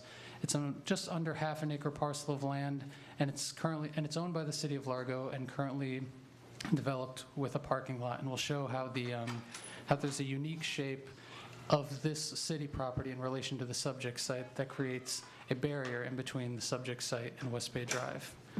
So actually looking at the visuals on that, there's going to be another map showing the aerial later in the presentation, but looking at the city property, on the west side there of the block, that's currently a public parking lot, but then you see it also wraps around, creating a barrier, preventing the subject site from having frontage directly onto West Bay Drive. So the actual proposal subject to this agreement is for the placement of a monument-style sign on the northeastern portion of the city-owned parcel, which was referenced in the map on the previous slide, in order to allow the current dance studio to actually advertise their business to patrons going up and down West Bay Drive. The proposed sign itself would be 8 feet tall, with approximately a 55 square foot electronic face. And the subject of this item would be that West Florida Property Investors LLC, the owner of the subject site, would enter into a maintenance agreement in order to assume responsibility for the installation, maintenance, and any costs associated with the proposed signage to be located on city property. It should be noticed that they would also assume liability in relation to the sign for any incidents that may occur to the sign on city property. And the applicant and property owner is also aware that the sign could potentially be required to be temporarily removed in the event that any of the utilities that run through the city parcel do need to be maintained. And while the base of the sign is proposed to extend about 2 feet below the ground, it wouldn't impact any of those existing utilities, and we did field check that with members of our engineering team during this process of putting this agreement together. And once, if and when, if approved by you tonight, the sign would still, as any other sign in the city, be required to obtain all necessary permits with the City of Largo's building division and meet all other requirements outlined in the Comprehensive Development Code related to signage. So here's just another visual. You can see the general shape of the property. We'll get a better image in the next slide, but that would be the proposed the general location of where the sign would be proposed to be, and the general specifications of the actual sign itself there on the left. So you can see here a little clearer. When originally developed, the dance studio building was built essentially to the extent of its northern property line, which is the southern property line that it shares with the City of Largo property. Due to this, a barrier is created in which the dance studio does contain insufficient space to place a monument-style sign advertising their business that is easily viewable from West Bay Drive. And just looking at the other frontages, you can see to the east along First Street Southwest, there's very few places in which a sign could reasonably be placed that wouldn't either be hid by the building or just be placed at an odd angle to minimize visibility from surrounding vehicle travel.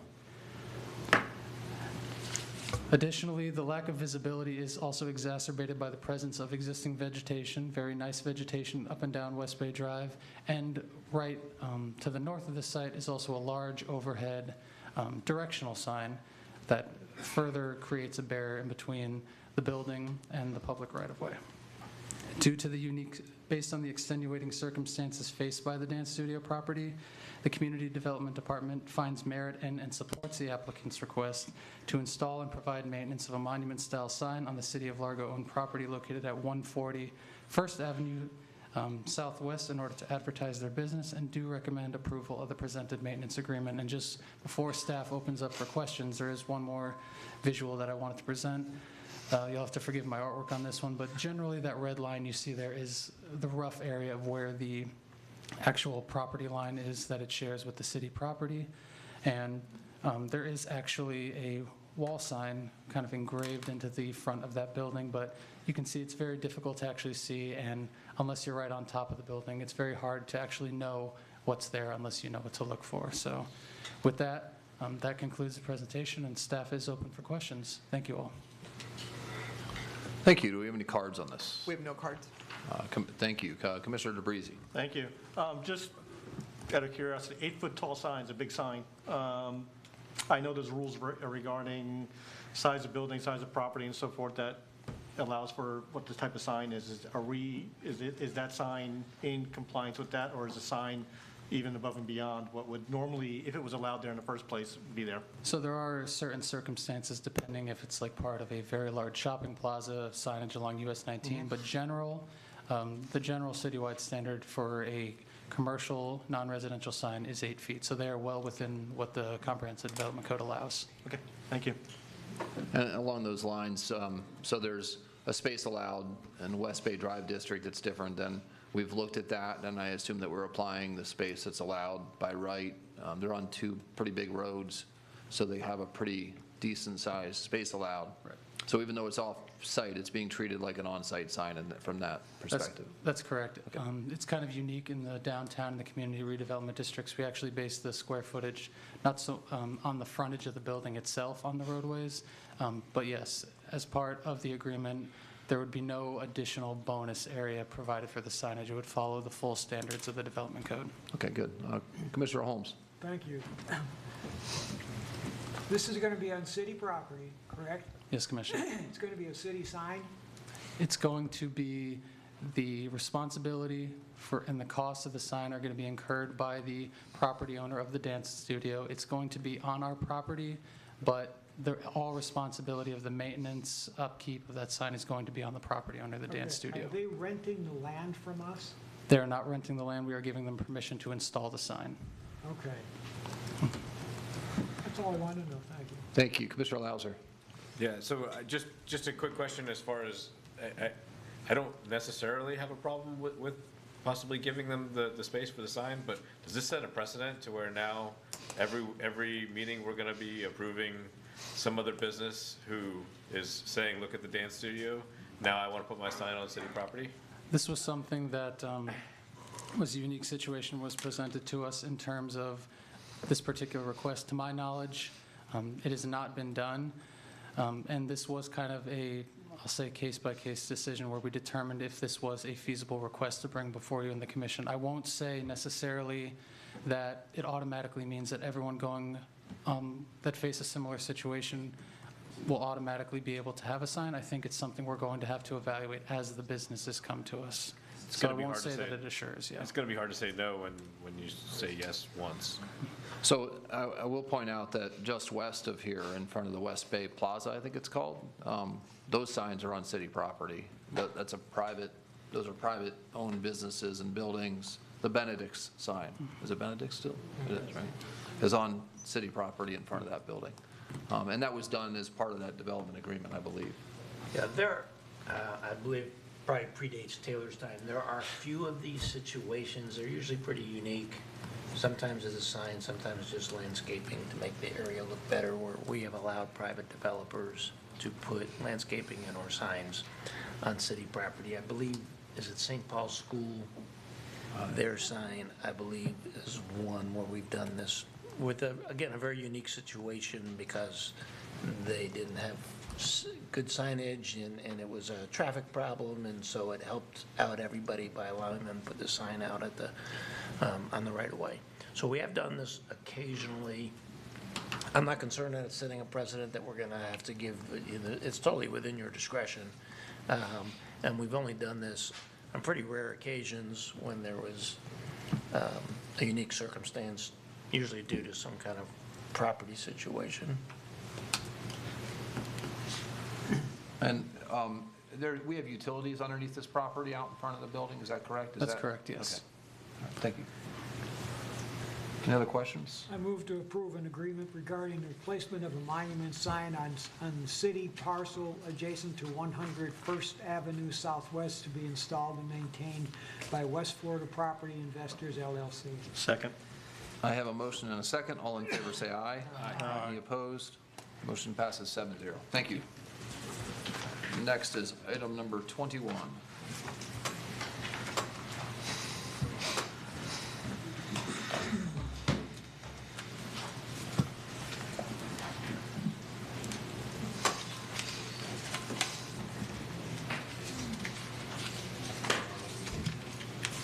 Good evening, Mayor and Commission. This is an agenda memo to request an extension of the work period for the task order that was approved by the Commission on January 21st, 2025 between Tetra Tech Incorporated and the City of Largo. We entered into an agreement with Tetra Tech to provide disaster management recovery services. Part of that included doing inspection of damaged properties from the storm, collecting data, preparing reports of that data, and then sending out the substantial damage estimations to those properties in the flood zones. This task order expired on March 30th, 2025. The work has not been completed from that task order, so this is simply a request to extend that work period so Tetra Tech can complete the rest of those substantial damage reports for the city. Thank you. Do we have any cards on this? We have no cards. Any questions? I move to approve authorization to change order number 001 to extend the work period for task order number 001 between Tetra Tech, Inc. and the City of Largo. Second. I have a motion and a second. All in favor say aye. Aye. Any opposed? Motion passes 7-0. Thank you. Thank you. Curious if they work today, because it's, took the day off, now they're back to work. That's good. Next is item number 22.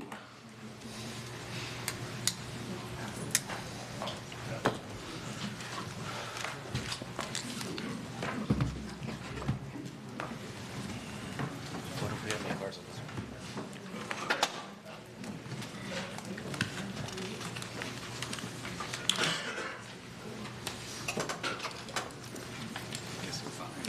Good evening, Mayor and members of the City Commission. The item before you is a proposed amendment to the future land use map for a portion of the property located at 702 Country Club Drive. The project area encompasses approximately 1.6 acres of the Greater East Bay Country Club property. Currently, the proposed amendment area is classified as recreation open space on both the City of Largo future land use map and the countywide plan map. The applicant is seeking an amendment to residential medium to allow for the development of new residential units within the 1.6 acre area. This area was identified as it is currently developed with a parking lot serving the country club banquet and events venue and the golf course pro shop. Here is the existing future land use map with the project area outlined with a dashed black line. The area is centered along Country Club Drive, a private road, and is located north of the existing Country Club Pro Shop and Banquet and Events Club.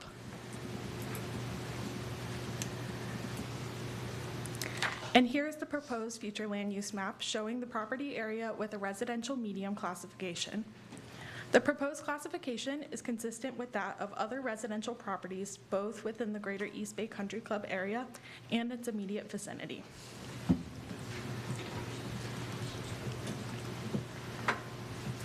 Area 1, Area 1, shown in red, is located west of Country Club Drive. The northern view shows the East Bay Country Club condo apartments, while the southern view shows the Country Club bar and grill. Area 2, indicated with the blue rectangle, shows the portion of the project area located east of Country Club Drive. The northern view shows the existing condo development, west shows the existing parking lot, and south shows the pro shop.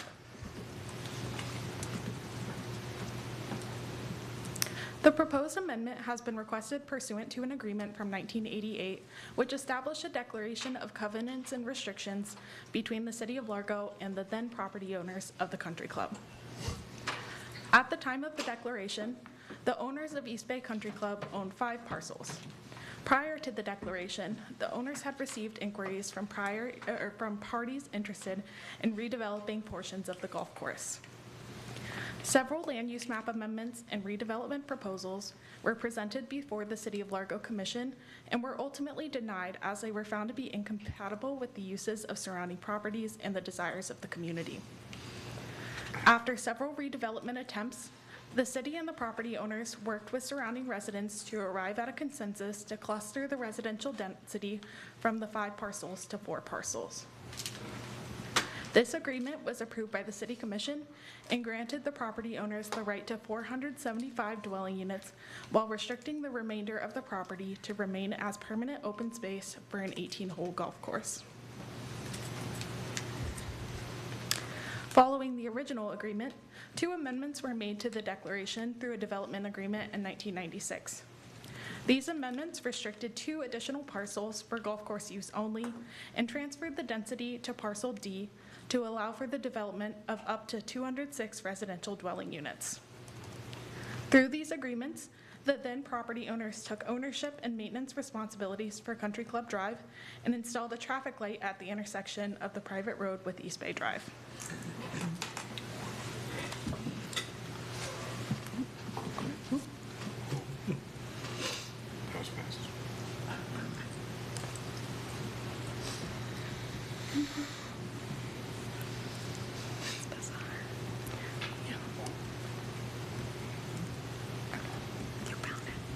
Okay, here's the map.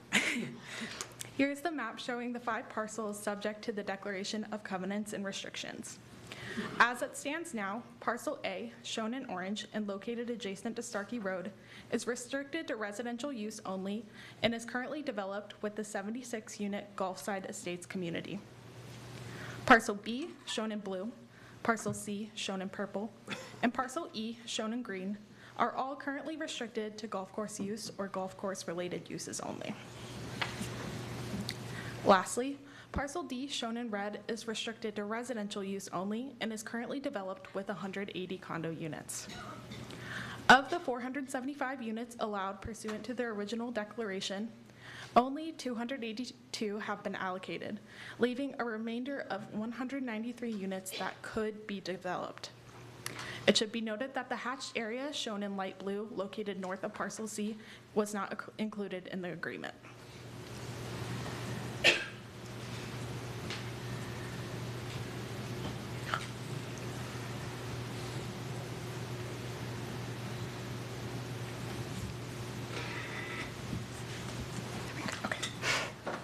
To utilize a portion of the remaining vested units, the current property owner, Florin Gulf Investors, is requesting this land use map amendment for an approximately 1.6 acre portion of the land that is currently classified as recreation open space.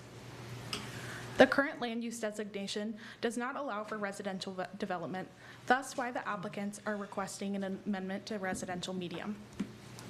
This land use map amendment would impact parcel C and portions of parcel E, which are currently restricted to golf course and golf course-related uses in the declaration. As such, the applicant is also proposing an amendment to the declaration alongside the FLUMA to authorize the use of 104 of the remaining vested residential units and to extinguish the rights to 89 residential units.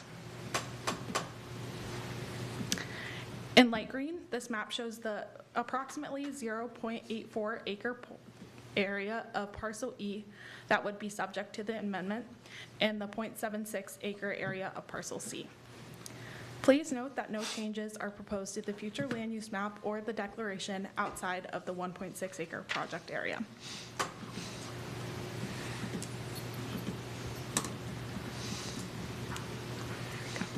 This map shows an aerial of the overall parcel with the flood overlays. As shown here, the majority of the western portion of the Greater East Bay Country Club property is located within the FEMA-designated coastal high hazard area or the special flood hazard area. Meanwhile, the eastern portion of the property is developed primarily with the golf course. Here's a closer look of the previous map showing the proposed project area for the amendment. This 1.6 acre area was chosen because it is located outside of the flood zones, was previously developed with impervious surfaces for the parking lots, and would cause minimal conflict with the current layout of the overall golf course.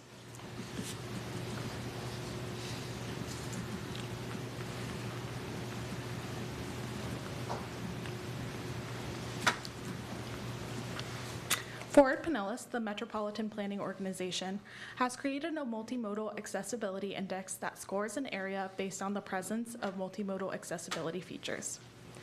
To improve the multimodal accessibility, the applicants propose adding a share lane and signage on Country Club Drive for bicycle safety and lane sharing. The pavement markers, as well as the proposed signage, will likely be similar to the images shown at the bottom of the slide.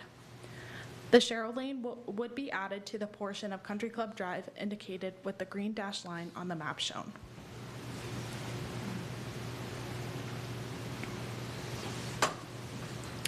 Approval of the future land use map amendment and the amendment to the declaration would change the land use classification for only the project area to residential medium and would allow up to 104 dwelling units. However, this does not authorize a full redevelopment of the golf course or approve any specific development plans. This slide provides a visual depicting the general sequence of events that would be required prior to construction of any new development in the project area. If the City Commission authorizes the transmittal of the amendment this evening, staff would provide Forward Pinellas with the application. The item would then be heard before the Planners Advisory Committee, the Forward Pinellas Board, and the Board of County Commissioners. If approved by these agencies, the amendment would go back to the City of Largo Commission for second and final reading. The proposed amendment to the declaration would be presented alongside the future land use map amendment at second reading before the City Commission. If both of these items are approved, the FLUMA package would then be submitted to the Florida Department of Commerce for a courtesy review. After future land use map amendment approval and state review, the applicants could then submit for a site plan review, where the city would require a full site plan submittal and a traffic study. A neighborhood information meeting would also be required to share the specific development plan with the community. Ultimately, staff found that the proposed FLUMA was consistent with the goals, objectives, and policies of the City of Largo Comprehensive Plan and Comprehensive Development Code, as well as the Forward Pinellas Countywide Rules and Chapter 163 of the Florida State Statutes. On March 6th, the Planning Board recommended approval of the proposed amendment by a vote of 5-0. If approved this evening, the amendment would be transmitted to Forward Pinellas for countywide review. The presentation has now concluded. The applicants are present and wish to speak, and staff are available for any questions. Thank you. Thank you. Do we have any cards on this? I have 3. Should the applicants go first or the cards? The applicant can go first. Thank you, Mayor.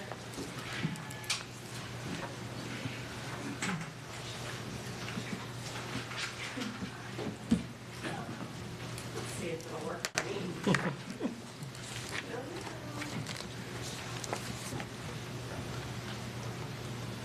just push the next button. Yes. If not, I have hard copies. It looks like It's coming. Thinking about it. There we go. All right, thank you, Mayor, City Commission, staff. It's been a long process for us to get here. I really appreciate the staff's time. We've worked closely with the City Attorney's Office.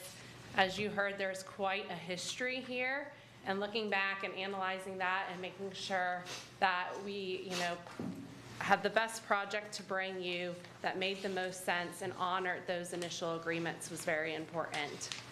So I'm Lauren Rubenstein. I'm with Hillward Henderson. I'm here on behalf of the applicant. Also with me is Bruce Orr with the property owner, Flooring Golf Investors, and Lori Viola, who is a planner with Stantec. So staff did a good job going through the background, but this is a thing that started over 30 years ago. And so I think it's important that we look at it and we talk about how it initially came about. So back in 1988, there was the original Declaration of Covenants that was filed and agreed to by the city and the property owners. And that's what established this overall 475 vested units. It allowed for clustering of those density units in certain areas, and it restricted certain areas for the use of the golf course and corresponding amenities. That agreement was then amended twice in 1996. Ultimately, those 1996 agreements took what you see as parcel D on a lot of these different images you've seen and in the backup, and it allocated 206 units to parcel D. Only 180 are developed, but those 206 are allocated to parcel D, and nothing that we are proposing as part of the declaration or as part of this future land use map amendment would be changing any of that. So current status today, we have the 475 units that were vested. 282 of those are allocated between the 76 that are developed on parcel A and the 206 that are allocated to parcel D. And that brings us to what we're here for today, which is the future land use map amendment. As staff explained, in order to develop any of those remaining units, the 193 remaining, we have to have a future land use map amendment to designate where on the property it would be appropriate for those units to be clustered. And Flooring Golf has been dedicated to this property and operating this golf course and making sure that its future is secure. And we are going to hear from Bruce a little bit later and talk about the economic viability of that. But it has come to a point where to secure the future and to make necessary upgrades, they need to have some development for the capital inflow. And they've looked at what, would be the best place to put these units and where it makes the most sense. And what you have is 1.6 acres with a maximum of 104 units. And I think one of the most important things to highlight in this as well is understanding that those other 89 units as part of this application, in conjunction with the FLUMA, is the third amendment to the declaration, which would extinguish those 89 units, which is a significant portion, almost 20% of the overall vested density that the property owners are willing to essentially give up and say, this 1.6 acres, this is where the development's appropriate, no more than 104, and the other 89 would go away. So that third amendment to the declaration, as part of the ordinance that you're voting on today, you are also recognizing that the amendment to the declaration would need to be agreed and executed as part of the future land use map. I don't know how closely you all have looked at that. It's not the most exciting document to read, but it does a good job of laying out exactly what the history was and, laying forth, you've got the 76 units in parcel A, the 206 in D, and the 193 remaining. You then have very specific legal descriptions that match those in the future land use map application for the total 1.6 acres that's going to be hopefully, if you approve it, changed from the recreation open space to residential medium, and then further restricted under the restrictions in the declaration and covenants, the amendment, it would be restricted to the 104 units maximum, and it would extinguish those other 89. So that declaration really is what functions to extinguish those other 89 units. And with that, I'm going to turn it over to Lori to talk about the requirements of your code. Good evening, everyone. Excuse me, I'm a little hoarse tonight, but we've been working also with the city and with Bruce's partnership for many, many years on this project as well. And I'm really glad we're here tonight because one of the things that we tried to do is make sure that whatever was proposed, and again, we know this isn't a site plan proposal, but we felt it was very important that if we were going to ask for this FLUMA, that we proposed a project, a concept site plan that would, in fact, be consistent with the city's comprehensive plan, excuse me, and the countywide rules, as well as the compatibility with the City of Largo's Comprehensive Development Code. And that looked into impacts on public facilities and services, demonstration of needs, and I think we're talking about Fair Housing Month this month. We know how a need the city is, and the Pinellas County is for housing. And so we also looked at the ability to develop in compliance with the other CDC standards, such as we will be looking into taking account the environmental effects when it comes to site plan review, like we do with all properties. As you know, we just worked with Habitat for Humanity on the opening of their first 13 units on a parcel that had a wetland on it. So we are very cognizant of environmental constraints when they're there on the property, and we look into that during the site plan review process. We also, as staff showed earlier, we actually revised our site plan on numerous occasions. The last one was after we received the updated FEMA plan. that you saw in that last drawing that Whitney showed, showing the new FEMA map, and we moved all of the buildings to where there was already hardscape, there already was impervious materials down, parking lot areas, and we took all of the development out of the high hazard area. With the scenic non-commercial quarters, that's kind of a non-applicable point, but we have looked at all of those requirements of the CDC, and we wanted to show you again, it's a concept plan. We don't have a developer. We only have the experience that we've had with the city and trying to develop a compliant plan that meets the needs of the city as well as the surrounding community. This concept plan shows 104, accommodating 104 units of the 193, and again, that leaves that 89 to be extinguished and permanently, so that they're never going to be brought forward again as to be developed. And it's also leaving the golf course intact with additional upgrades proposed. And I would like to turn it over to Bruce now to maybe give you some ideas on investing in the future of the golf course. Thank you, Mayor Brown, the commission. Just if you're not aware of my tenure at East Bay, I've been there and a manager on that property for over 35 years. So uniquely, I have been involved in this project since its inception, from the original declarations that were formed. And the main goal at that time, I think, that was universal between the city, the golf course owner, and the adjoining residents, was the protection of the golf course.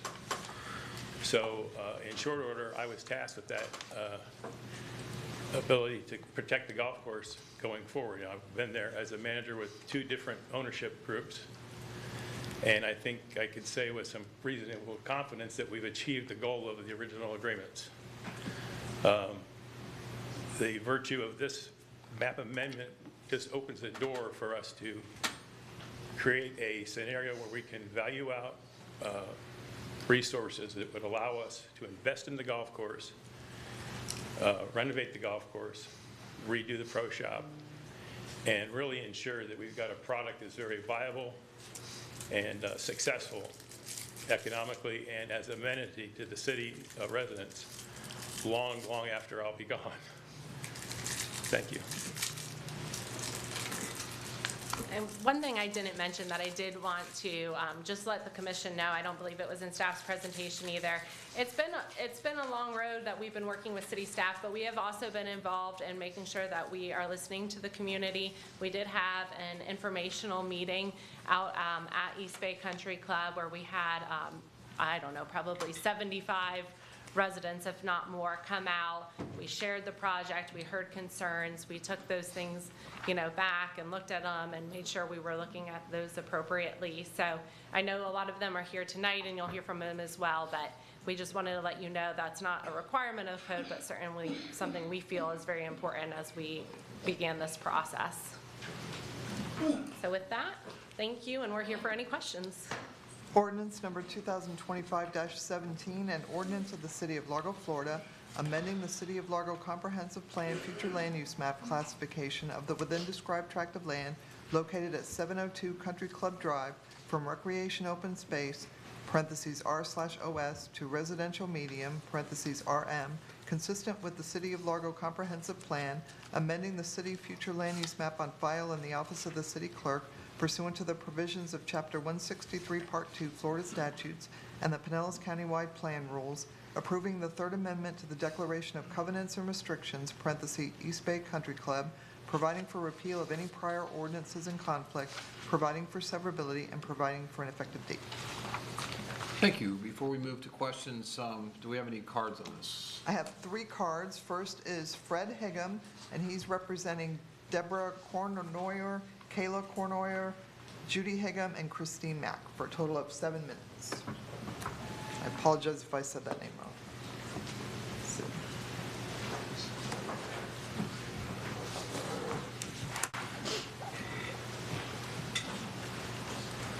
Good evening, Mr. Mayor, City Commissioners. Thank you for affording the opportunity to speak with you. My name is Fred Hyam. I'm the president of the homeowners, the Condominium Homeowners Association of East Bay. It's 32 condominium homes along Country Club Drive, on the west side of Country Club Drive, immediately to the north of where the country club or the golf course parking lot is. We oppose the approval of this amendment because it is incompatible with the surrounding use. I passed out a packet or gave the clerk a packet that I'd like to refer to during this presentation. From East Bay Drive all the way down to the country club or the golf course parking lot are two-story buildings. And if you look at page number 4, you will see a photograph of the two-story buildings. That's the association across the street from mine. Mine has similar two-story buildings.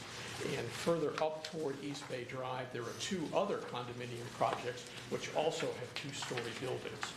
What the proposal is as part of this application, and they're not saying that it's carved in stone yet, but the only way they can put 104 units into 1.6 acres, which by the way is 65 units per acre, is to put up a building like they did in parcel D. And if you look at page number 2, it's a 6-story building, 1 parking level and 4 residential stories above it. I'm going to address now, because of limited time, the most significant issue that we have with that, and that is safety because of the increased traffic on Country Club Drive. Country Club Drive is already overburdened. It is the only method of ingress and egress for the 265 existing condominium homes, plus the golf course. The proposal is to add an additional 104 units for a total of 360. Country Club Drive simply cannot support that. Country Club Drive is not a city street. It's not a county road. It is a private easement. It's only 20 feet wide. It can't get any bigger. It has no sidewalk. It has no bicycle lane. There is nowhere to put them. In addition to the existing units which use Country Club Drive exclusively, the 360 with the new additions, there are 120 units in Venetia which also use the Country Club Drive. And as you sit here today, you have no information about what the actual traffic use of that right-of-way is. And that's because there was no traffic study done. Referring to page 6 of the exhibits, in the application it says an updated traffic study is being submitted to the city in conjunction with this revised narrative, but it was not done. It has yet to have been done. And I believe that it would be a mistake for the city for the city commission to approve this change to the ordinance without the information that would come from that traffic study.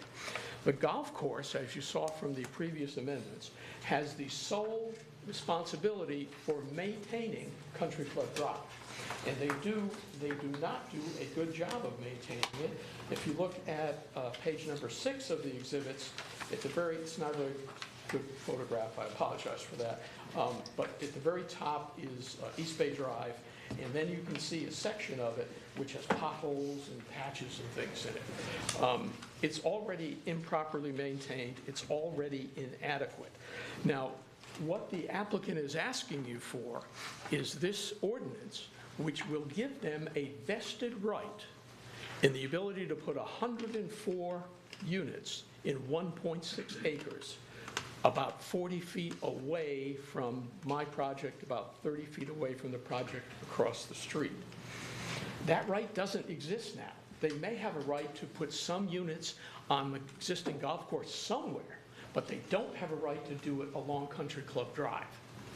And Country Club Drive is already overburdened and cannot support any additional units. And Country Club Drive is only 20 feet wide. It cannot be expanded. It's bounded on all sides by at least 4 condominium projects. And I don't know about the other projects, but I know that my documents provide that the president can't sell the land, the board of directors can't sell the land. If you're going to sell or give away condominium land, it can only be done with an approval of 100% of the owners. So it's an impossibility to be able to make this road wider. And of all of the places they could put additional development, this is perhaps the worst.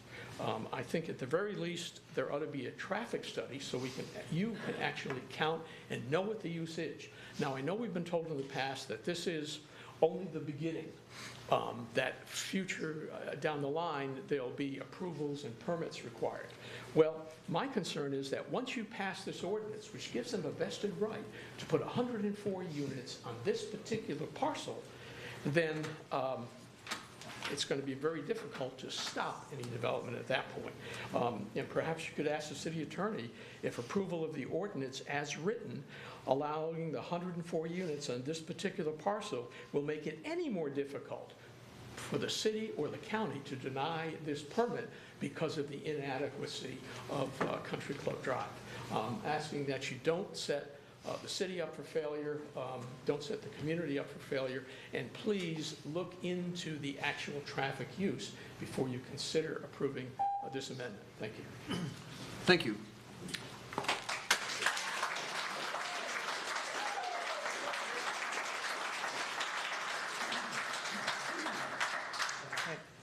Next speaker is James Bennett. He's representing, I know I'm going to get this wrong, I'm sorry. Shave Aspinall, Beth Reeves, Angela Reeves, Andrew Bennett, Sue Winkler, Scott Kugler, and Bill Chamberlain.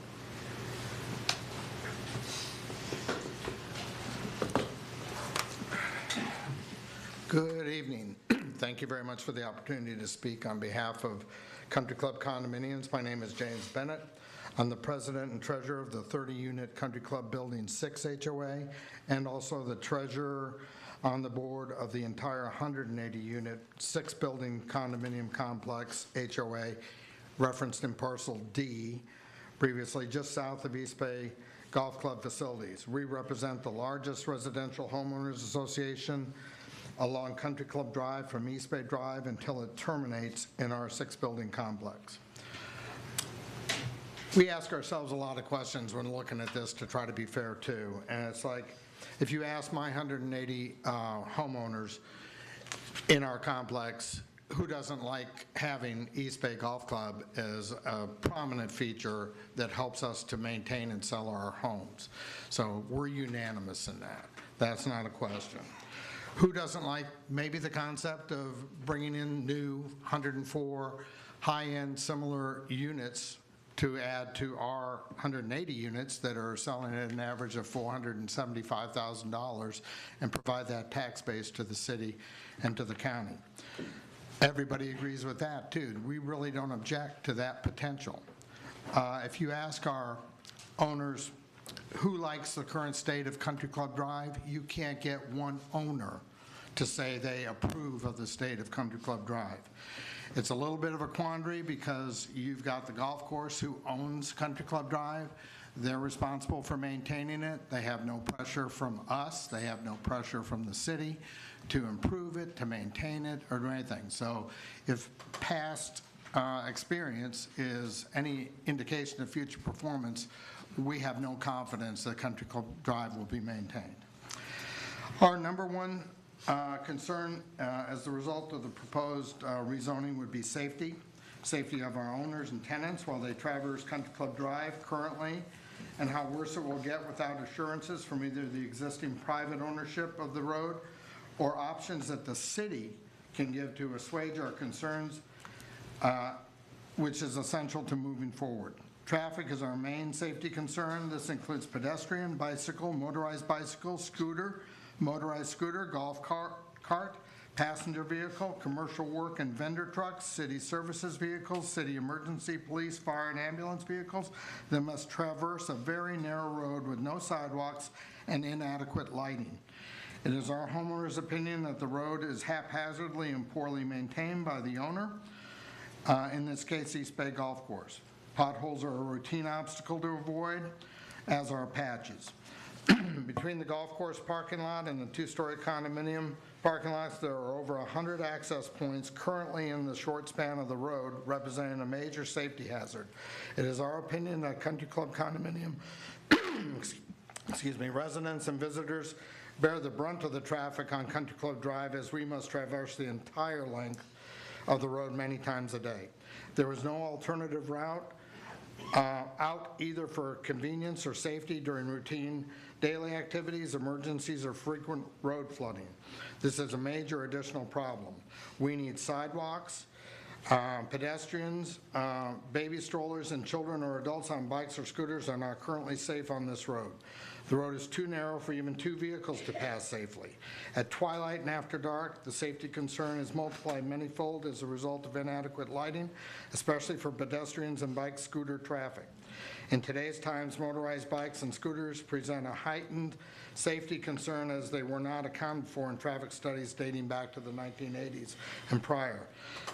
The speed limit on the private road, Country Club Drive, is 50 miles per hour. Seems actually in dry, sunlit, and low traffic times to be set at an inappropriate snail's pace. On the other hand, when there's heavy golf club with golf carts or commercial or residential vehicle traffic, or poor weather or poorly lit conditions, that limit can feel too fast. Because of the random parking access along Country Club Drive, you never know when a car or golf cart or pedestrian will enter the road unexpectedly. The road design itself, with no sidewalks, poor drainage during storms, inadequate lighting, and is an accident waiting to happen, resulting in possible injuries or even death. This is how we perceive the current state of the road. If that is how we feel about traffic now on Country Club Drive without rezoning for future development, you might imagine how we feel with that rezoning and future development coming down the pike. Country Club Condominiums has 180 units and contributes up to 360 vehicles to the traffic per day. Another 550 cars currently have access to traverse the road north of our complex on Country Club Drive. The rezoning would add the potential for 104 residential units or 208 vehicles to add to that traffic. This adds a 22.8% burden to an already overburdened stretch of road. Pedestrian, bike, scooter, and stroller traffic up and down Country Club Drive would likely increase at a similar rate.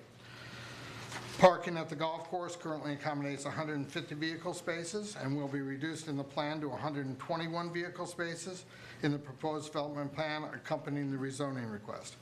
If a major goal of East Bay Country Club is to grow and enhance their business as a result of this rezoning, thus allowing them to market the property to a residential developer and to raise funds, then a reduction in proposed golf course parking spaces is perplexing. If future parking is inadequate for the golf course, Country Club Condominiums fears that the overflow parking would naturally creep up the roadway directly in front of our complex, which would be totally unacceptable. The owner of Country Club Drive is tossing out adding a share lanes to placate these safety concerns for our communities. This is a joke.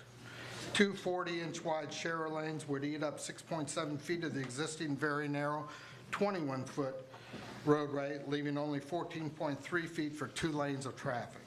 We are also concerned that if the city has adequate emergency services to absorb these additional units.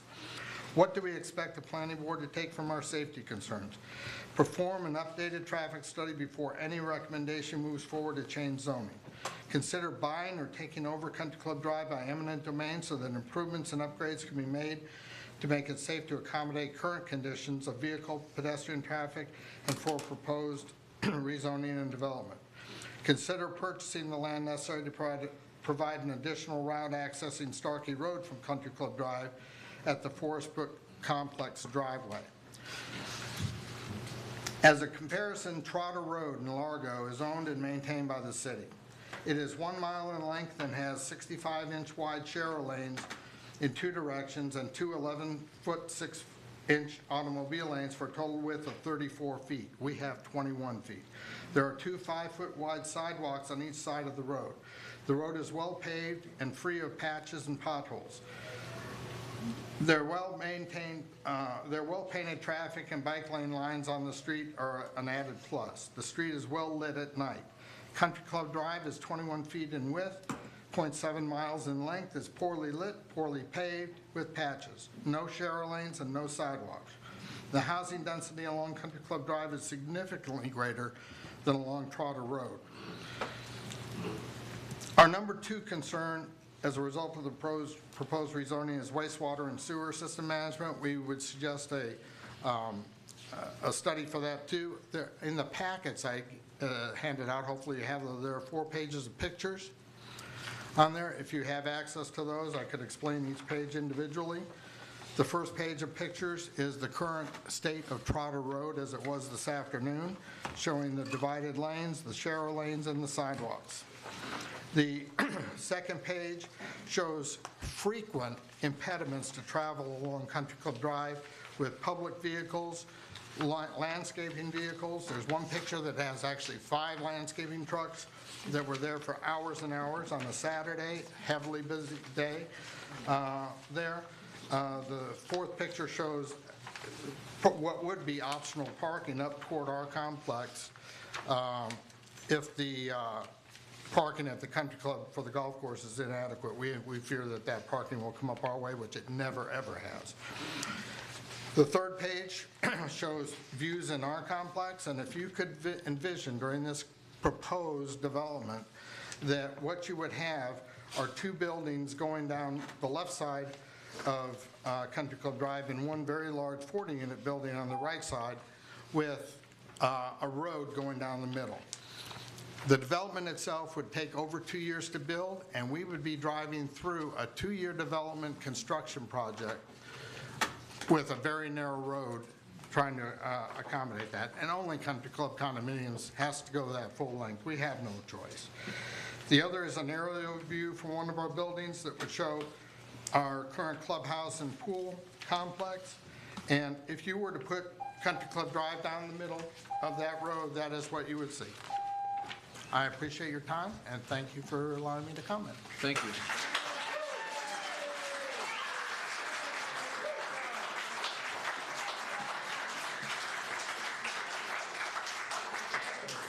Next speaker is Barbara Bluestein.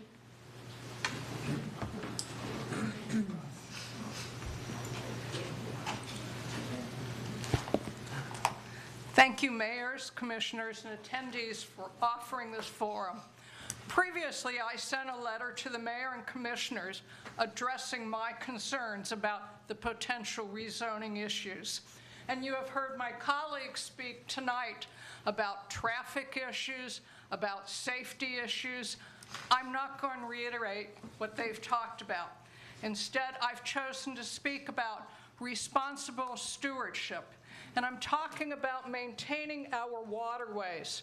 The waterways are connected, interconnected, providing for wildlife, wetlands, and drainage, and that's particularly important for hurricanes. During this past season, the upper end of Country Club Drive was all blocked off with water due to flooding. We need to have our drainage. When these waterways become clogged, overgrown, filled with algae, filled with dirt and garbage, and they become smelly, they no longer are serving their purpose.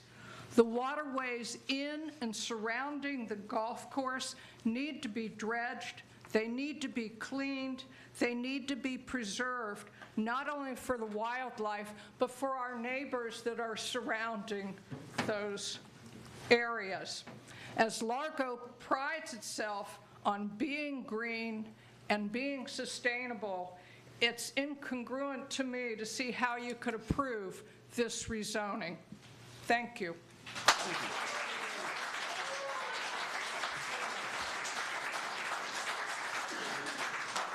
That's all the cards. Thank you. Any questions from the commission? Commissioner DeBreeze. Thank you. So in the emails and the people I've spoken to, and it was brought up by the first speaker, was a concern about if this passes, that's kind of like a divine right to develop no matter what the city says. Can you, and I'll ask questions regarding the site planning process. So if this passes, works its way through any number of steps. Assuming it gets through all those and it becomes time to develop, and they identify a developer, the site plan process, engineering would have to weigh in, right? That's correct, yep. Fire? Fire, it would actually have to go through our development review committee, which has multiple divisions and departments involved. So environmental services, building, fire, police, just to name a few. And if any of them expresses a concern or I don't want to use the word deny, but say that, for instance, fire said that we don't believe that this is safe anymore, the city would then go back to the developer and say changes need to be made. That's correct. We could actually reject if their site plan, if it doesn't meet code or there's any non-compliance with any of our codes or plans. Okay. That's it. Thank you. Thank you, Vice Mayor Holmes. Well, that was easy. Yeah. Jeez. Did I see earlier in your presentation that this thing already went preliminary through the planning board? Yes, sorry. And it was what, a 5-0 vote? That's correct. And you didn't have a traffic study with it? No, it did not have a traffic study. It did have the analysis of the multimodal accessibility index, and I believe that's may have gotten confused for the traffic study in the applicant's narrative. Okay, well, you've got two major factions here tonight, okay? You've got the developer and you got everybody else, okay? When it was being presented to the planning board, did everybody else know about it? Can you define who you mean by everybody else? Everybody except for the developer. You have three of them sitting right here. Everybody else sitting out here is a no. Did they know about it? Did they have a chance to talk to the planning board? Yes, they were notified. They were notified? Yes, they were. Any of them show up? Yes, we got a large, actually, the entire room was filled.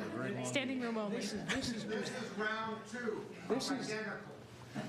This is just checking, because my next question is, how many homeowners associations are there at that golf course? We have I mean, you got at least two of them. data. You've had two of them here tonight. Yes, we actually, what we did as a courtesy mailing, not necessarily a requirement, was not only did we make sure to reach out to all of the property owners within the required 500 feet, but also we made sure to contact the HOAs and make sure that they got notice as well, because sometimes they don't pick up within that distance. Okay. Well, understanding that I'm basically a very simple person, I like to boil things down into its most simple portion. It appears as though, and you could say I'm wrong, it's no big deal, you have one major issue. Well, by the way, I noticed, folks, that the parking lot for the clubhouse, yeah, they're kind of chewing up half of it. I don't know how that one got by. But anyway, I saw your picture. That's awful strange. Where'd the parking lot go? I was looking for, where is the middle ground on this thing? Or is there any middle ground? If they're having problems with the road, first off, that's a private road, I do believe, okay? Yes. So that's going to be an issue to begin with. My question is, have the warring parties, per se, have they had a little mano a mano and say, maybe if you fix the road here, you may not get so much grief out of us, just the thought.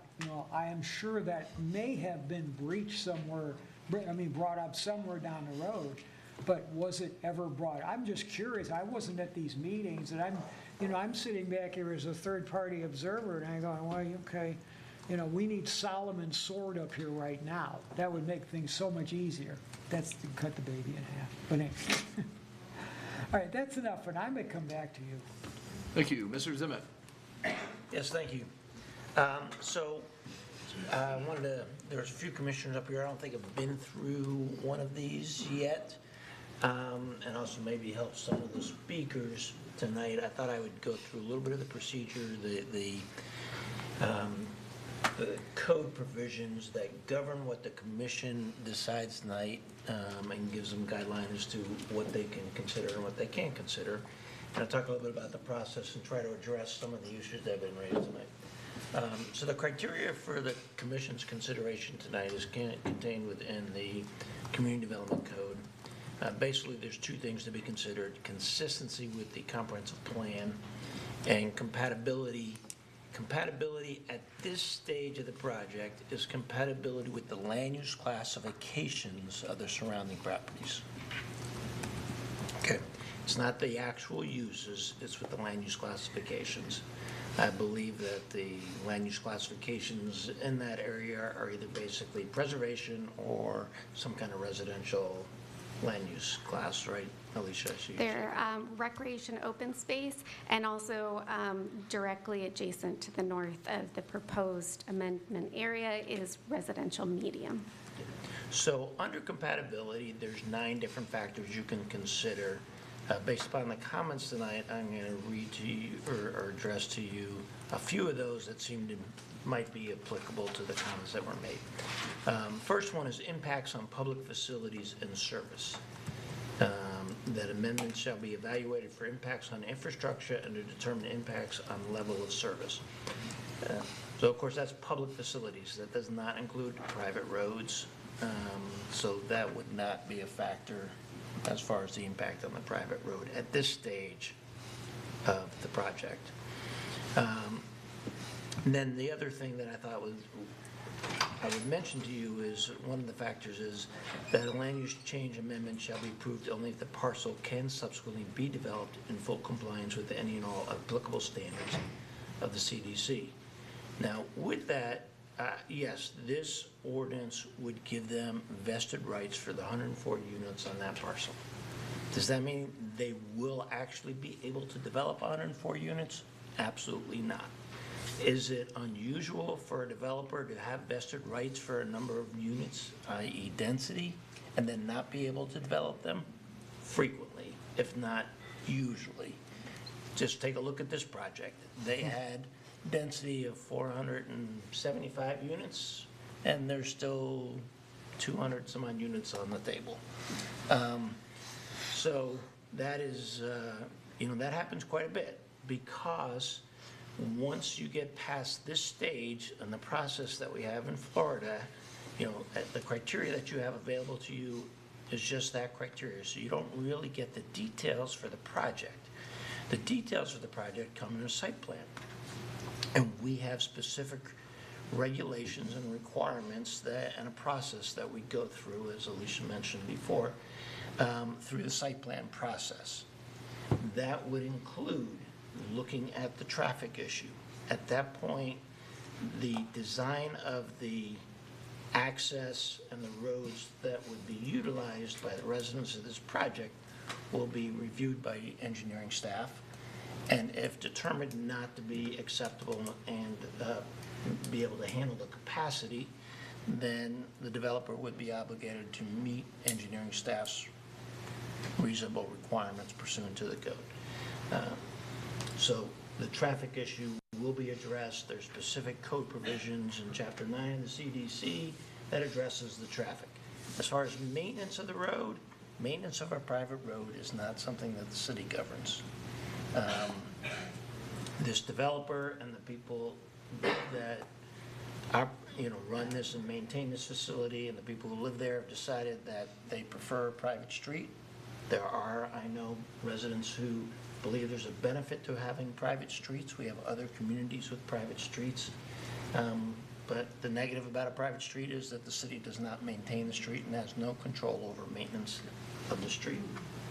I heard mention about parking.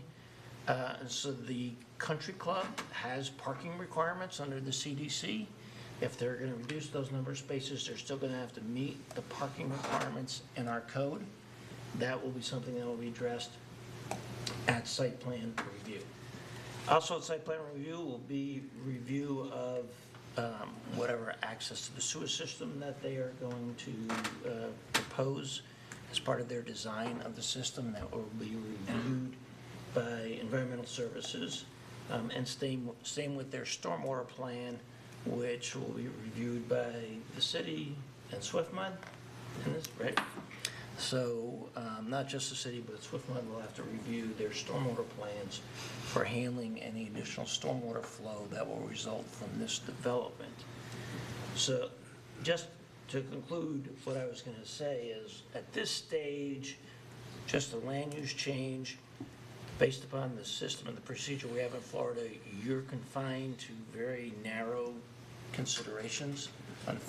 It'd be great if you could have a site plan in front of you before you made this decision, but unfortunately, that's not the procedure that we have. So what you have before you is basically the criteria that the code provides, which is consistency with the plan, which I heard staff say that the proposal was consistent with the plan, and then that leaves compatibility, which you've heard different issues about, but with regard to the specific design, handling things like traffic, parking, sewer, stormwater, those will be addressed at site plan with the staff experts in those areas. Hopefully that helps give you some guidance for your decision tonight, but certainly any questions you may have, I'll try to help you answer. Thank you. Commissioner Lauser. Thank you, Mr. Tippett. That is helpful, although I am going to ask some dumb new guy questions. This is the first reading, right? Yes. Was it, and I saw kind of on the really vague timeline, the second reading will be after site planning is done, right? After the county looks at it. No. Oh, after the county looks at it. So the process for this has to go up to Ford Pinellas. Yes. And then the county commission sitting as the countywide planning authority to get approval before it'll come back to the city for second reading. Gotcha. Site plan cannot be approved until you have approved this ordinance on second reading. Well, that's hard. So, because, I mean, that, with only having one way in and out of that community, I mean, at a certain point, at a certain level of density, it does provide an issue with getting, fire trucks in and out, paramedics, and then also just plain old traffic, like they said. But I think it's a safety issue. I don't understand why there isn't another way out. I mean, there is another road that connects to Starkey. I've been led to understand that it's gated off. Yes. So it'd be a lot easier to approve if there was another way out of that complex. Well, certainly the developer, the applicant is here, they maybe can answer your question. Yeah, I mean, has there been any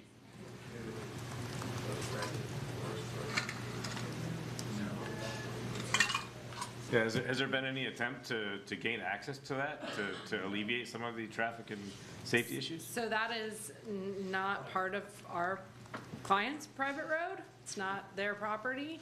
And so my understanding is there's not been any, maybe Bruce can speak to this more.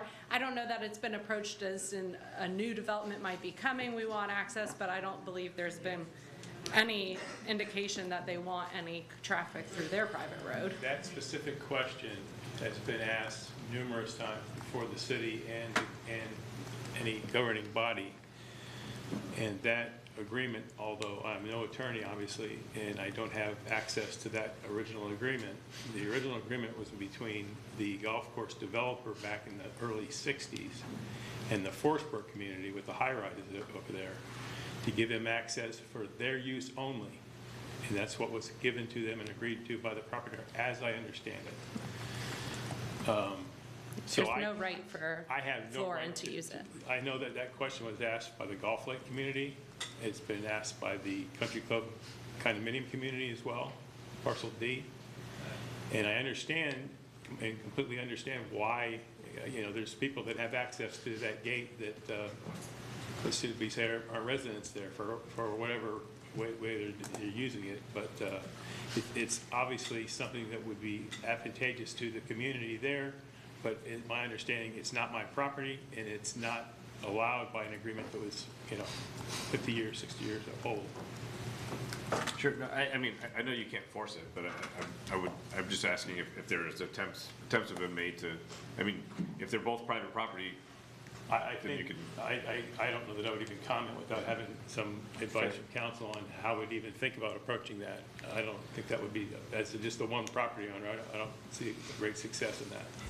Fair enough. Not that I don't want it, I just don't have the ability to do that. So my last part is just a comment. The Sharrow lanes, I mean, painting lines on a super narrow road doesn't make it any safer. I don't disagree. I don't disagree with that.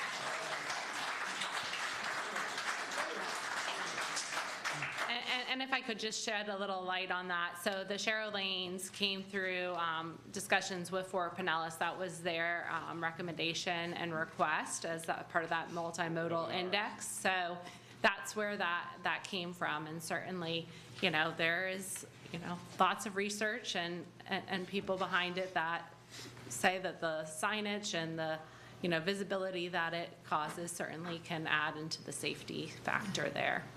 I did represent too at the previous planning board meeting that I'm currently in discussions with Duke Energy to give them the right to bring their hardening wires from the new substation at the south end of Pineland across East Bay. They want to cut through our property, not unlike the way the city wanted to cut through our property with the reclaim. I mean, we offer a shortcut for a lot of people in terms of underground. The reason I mention that is that we're going to try to make a stipulation on the ability to grant that type of an access or easement to do that, which is going to be a benefit to everybody. The golf course, every surrounding area. You got hardened wires in there for storms. We're not going to lose power. But I'm going to try to request that they consider installing streetlights along the whole road. And there again, that isn't necessarily a part of our discussion here tonight, but it's efforts on our part to do what we can to improve Country Club Drive as much as we can. We're the party with the exposure is the one that's most interested in doing everything we can to alleviate anything we can possibly do there. And I'll also make one more comment on the traffic, and this is something that hasn't been addressed, but back in the early 90s, there was a par 3 golf course associated with East Bay. It was on the Golf Lake property that's been since sold off, a different company, and developed. But the reason I mention that is Country Club Drive's traffic studies had always included an additional 50,000 golfers a year running up and down East Bay Drive, up and down Country Club Drive to East Bay. And that, when Parcel D was done developing and they started to develop Golf Lake on that golf course property, that traffic count went away, and it was previously approved. And I'm not a traffic expert, but I might consider at least stating that my belief is that the 50,000 count golfer annual rounds on the par 3 course up and down Country Club Drive certainly wouldn't be less than the condominium project that's proposed. It was greatly more. Thank you. Thank you. Commissioner Johnson. Yeah, my question is about the road maintenance long-term plan. I'm curious to know, again, I would have assumed that, the HOA would have been responsible for part of that road as well as the golf course, but that wasn't the way it was written, and so that's not the way it's done. So now you're responsible, or the golf course is responsible for this road. How are we going to keep it maintained? Well, I think the representation that it hasn't been maintained at all and is in deplorable condition would go against the visits I get from even the city of Largo pointing out some things we need to address. And whether that's their jurisdiction or not, we take that seriously and we have addressed it. I think the road, as stated previously, I think it's 0.7 miles. That road has been paved with an inch of overlay of asphalt, I would say conservatively 65% of it in the last 5 years. So I would encourage,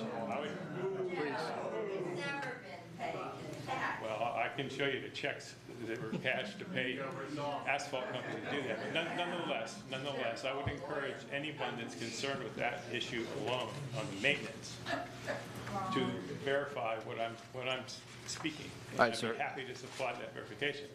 That said, with the development that would occur up and down that road during the construction period, I get it. I understand completely. And I stated at the planning board meeting that I can't promise anything here, but it's going to be one of our goals to work with the proposed developer to cooperate with maintenance of the road when they're done. All right, sir, thank you. If we have any more questions, we'll bring it back up. I appreciate it. You're welcome.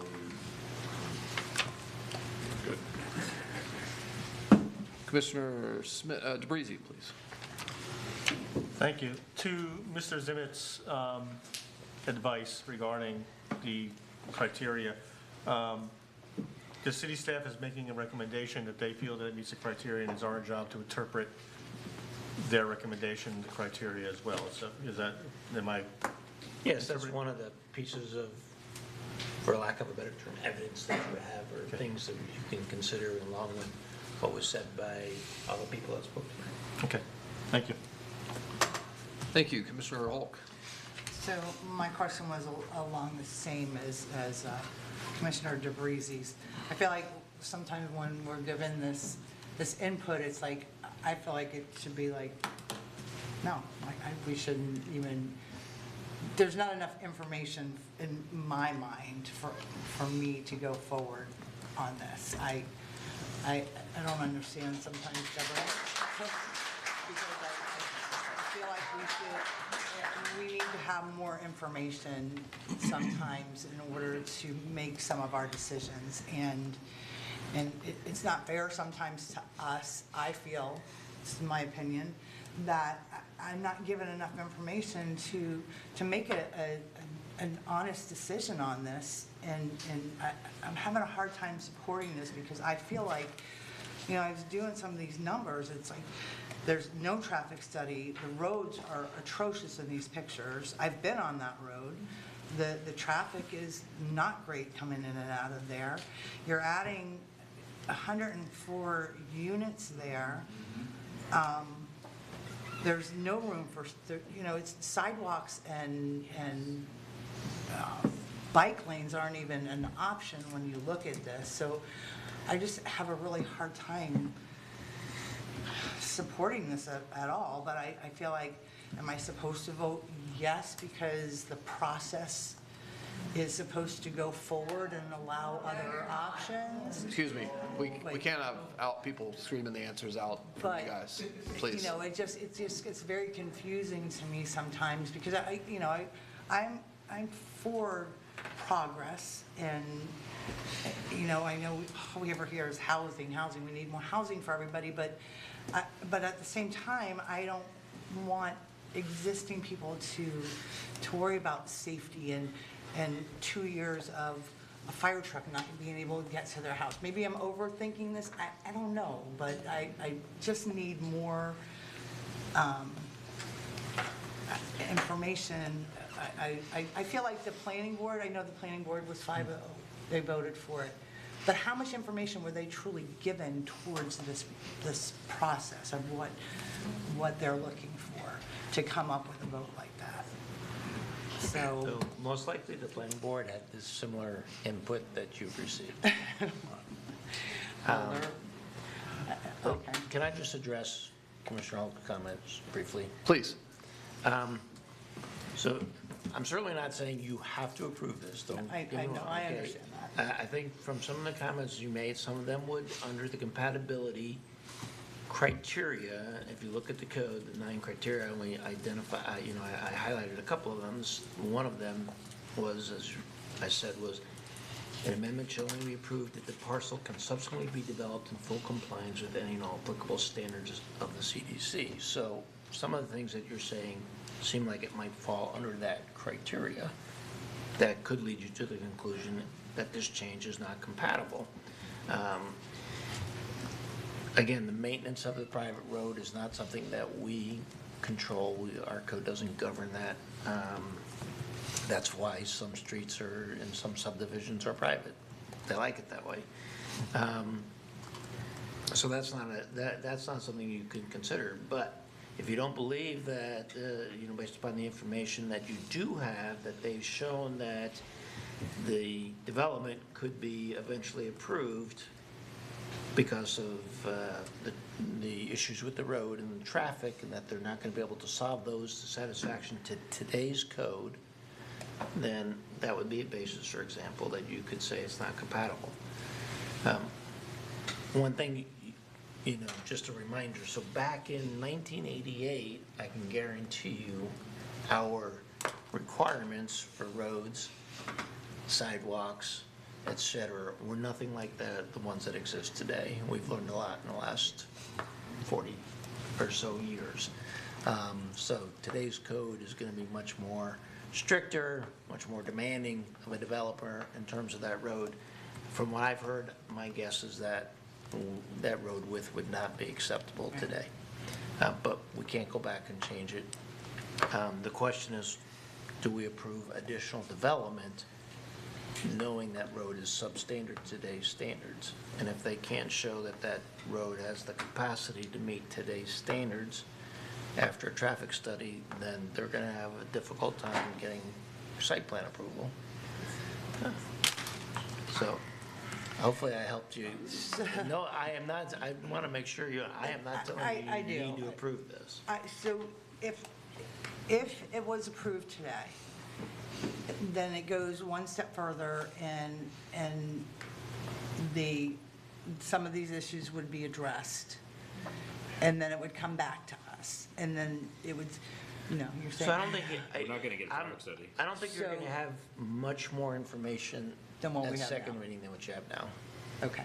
Unless, are they started the site plan approval process? Have you? No, they haven't. This is, and if it's okay, just to kind of clarify the process a little bit, this is really focusing on the color change on the map, not necessarily a concept. So they're providing more information than we usually see during a future land use map amendment. Sometimes we don't even have a concept. So that's what's making this a little more complex, because what we're really looking at is what the impact of that specific future land use would have where they're proposing it.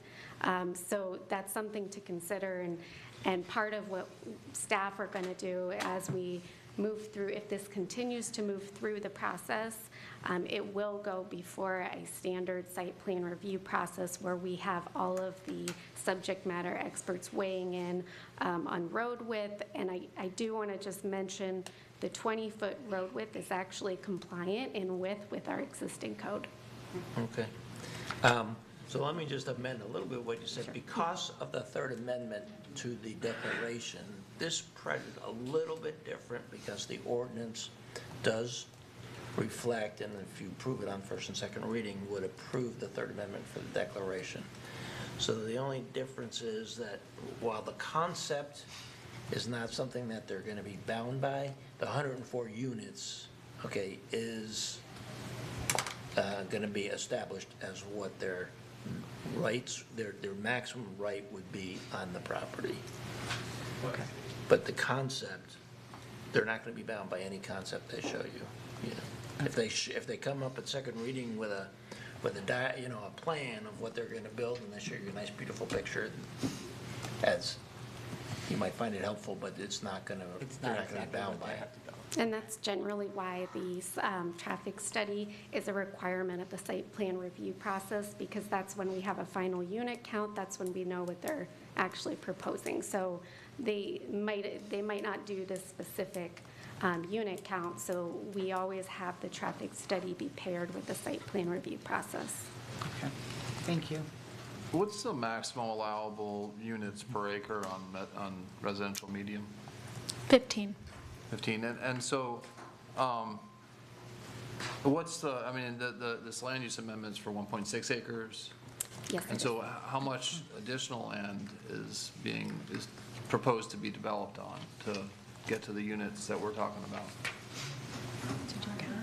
Or is it just on the 1. It's just on the 1.6 acres. The other portions of parcel E may be used for like the parking lot to support the residential units, but only the 1.6 acres would be for the residential. And the future land use amendment itself is not to get to a higher density. It's to be able to change the color on the map to locate the units there. Yeah, I understand that. And I understand that there was an agreement a long time ago for a number for site-wide, and I'm curious what the mechanism would be to get from 15 units an acre to, 52 units an acre, actually more than that, 55 units an acre. If that's just, I don't know what that mechanism is in this particular case. So and you can correct me but as I recall, the way this site is all developed, what you have to understand is that they looked at the entire project to determine the density. So you have, for example, golf course sitting there. This is not, if you remember Pinecrest, this is not that dissimilar for what happened with the Pinecrest golf course, which the city now owns.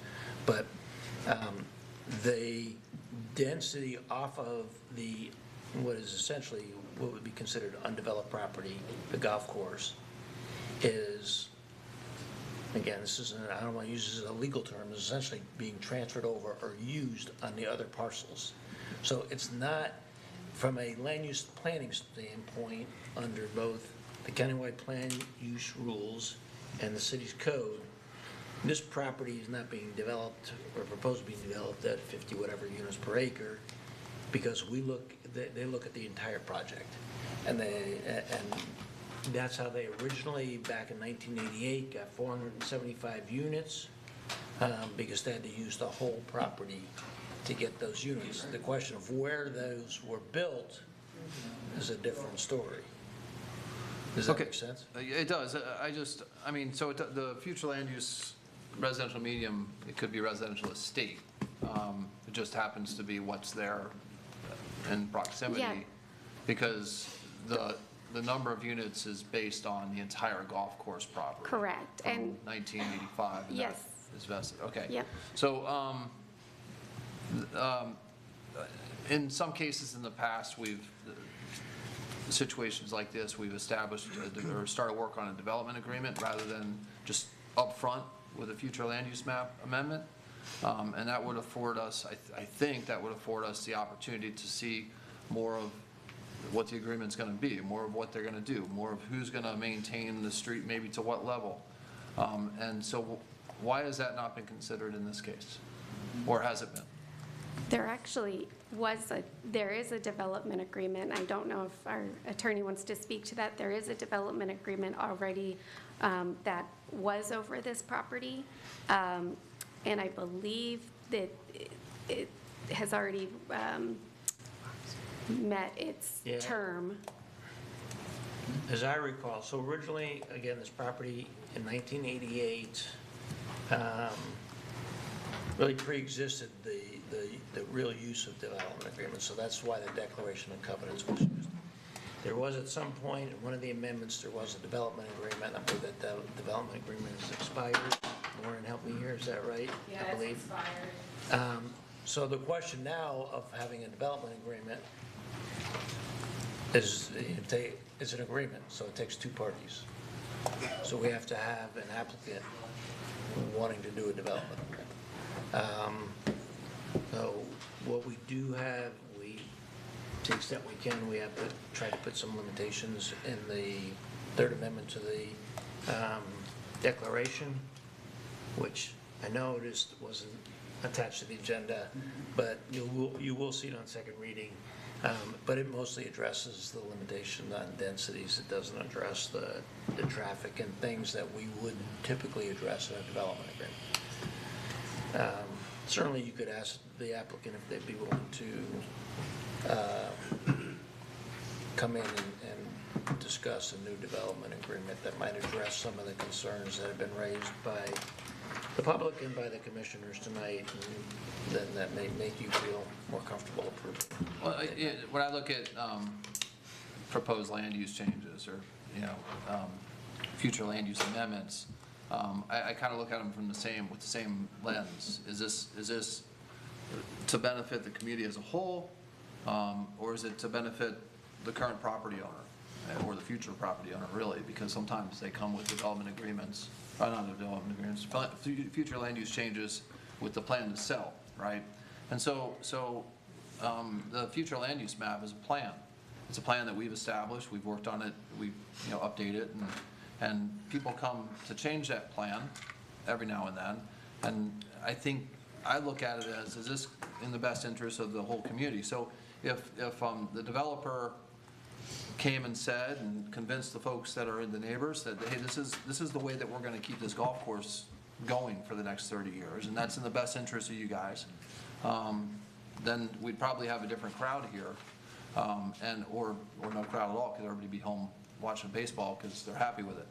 So I know that's might be the reality. I don't really know, because I'm not in the golf course business, but I know similar golf courses are closing down around the country, and I know that the people that buy condos on golf courses like the fact that there's a golf course there. So is this in the best interest of the community? I don't know. I really don't know. The community, the people that live there, are telling us no.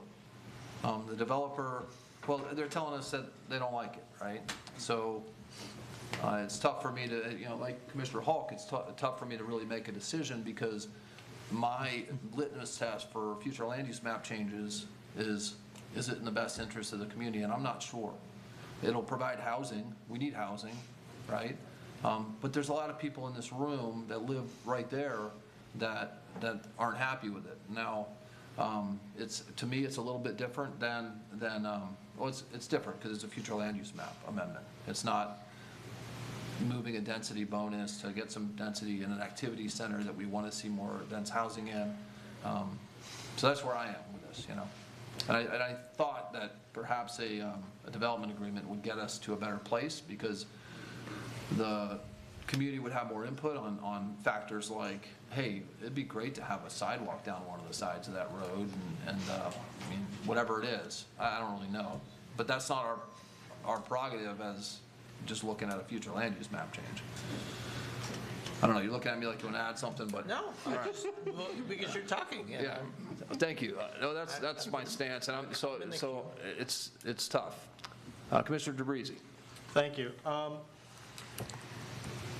Maybe I look at these a little bit different, Mayor, and maybe I'm clouded by my time on the planning board, but I'm looking at this tonight as, there's property rights issues and all kinds of things that come into play here, but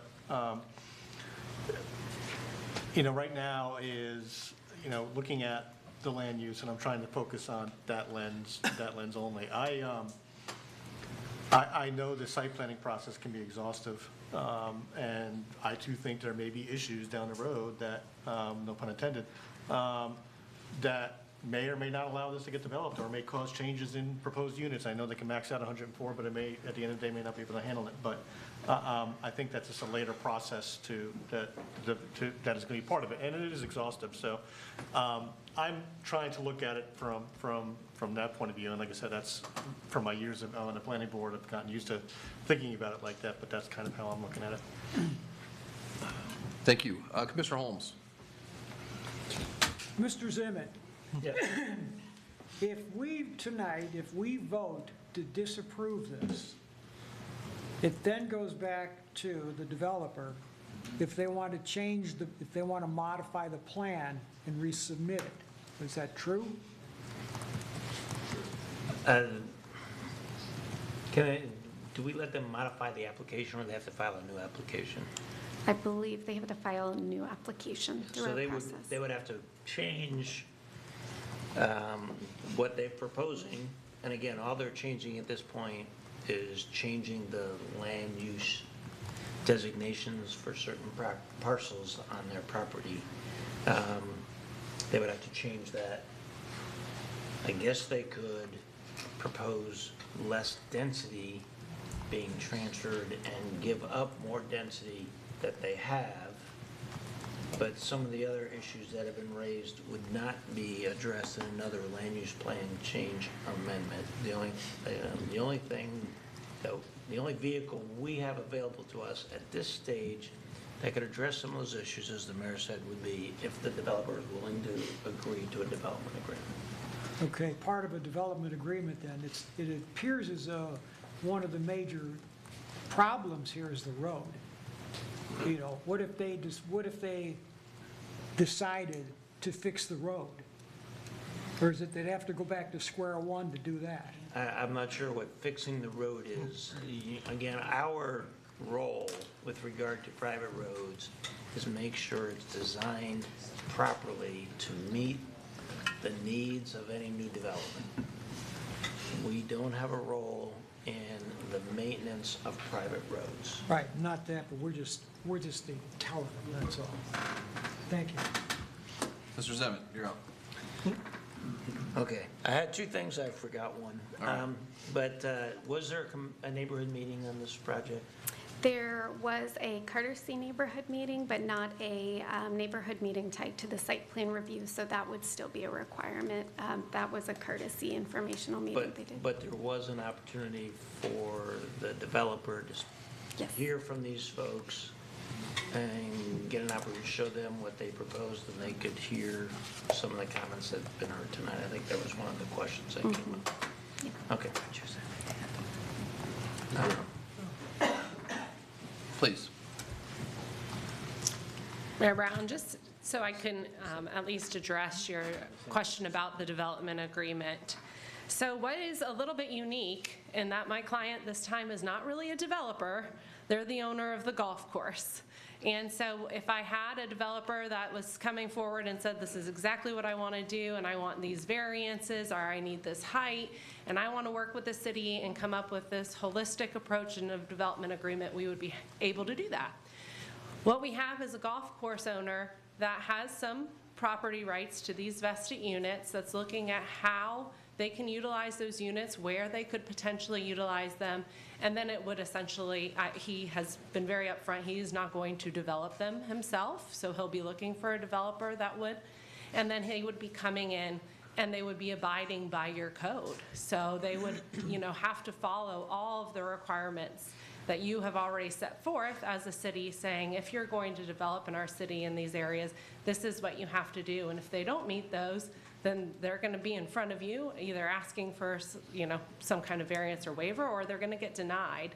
But at this stage, the applicant is actually the golf course that's trying to find a way forward to preserve the golf course and to improve the golf course financially is going to need this influx of capital. And, while we do not think that the road maybe is as dismal as maybe said by some, it certainly is a factor in the fact that without this additional capital, things like that cannot be done to the level that they would like to do them. So that is one of the reasons they're looking for this. Again, that 1.6 acres is really just that color on the map that would allow where these units could go. But that density calculation, as Mr. Zemet explained, was from the overall project. And that's, now is the clustering of them. And these restrictions for the declaration of restrictions and covenants, those to some degree also operate somewhat like a development agreement in that only that area would be allowed to be used for multifamily. The other portions of parcels C and E would still be restricted to that recreation open space and the corresponding amenities. So it would have to remain a golf course. There could be, a clubhouse there or a pool or things that are, associated with it, but it protects that area so that they can't develop it some other way. All right, thank you. I had a question for staff about, do you know how we got to 104 units?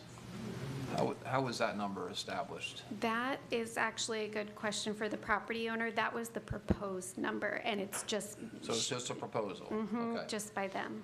Okay, and then I just wanted to make a comment about, I'm certainly pro-property rights, but I've seen many times somebody buys a parcel that's undevelopable and then pays that price tag, and then comes to us with a proposal to change the land use.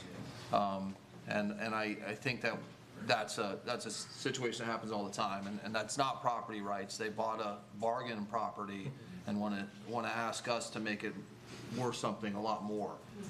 So that happens I'm not saying that's happening here, but I really wish that the original agreement, if we could time travel, would have a mechanism as how to get to this, right? So if it said, there was a mechanism because I don't know when the land use maps were made, but they were largely made because that was what's existing at the time when they were made, right? And then we alter them as we do planning processes, but there was no mechanism in that agreement, to my understanding, to how in the world they're gonna get the dirt to put more homes on. What's that process other than a future land use change, right? So I'm not sure.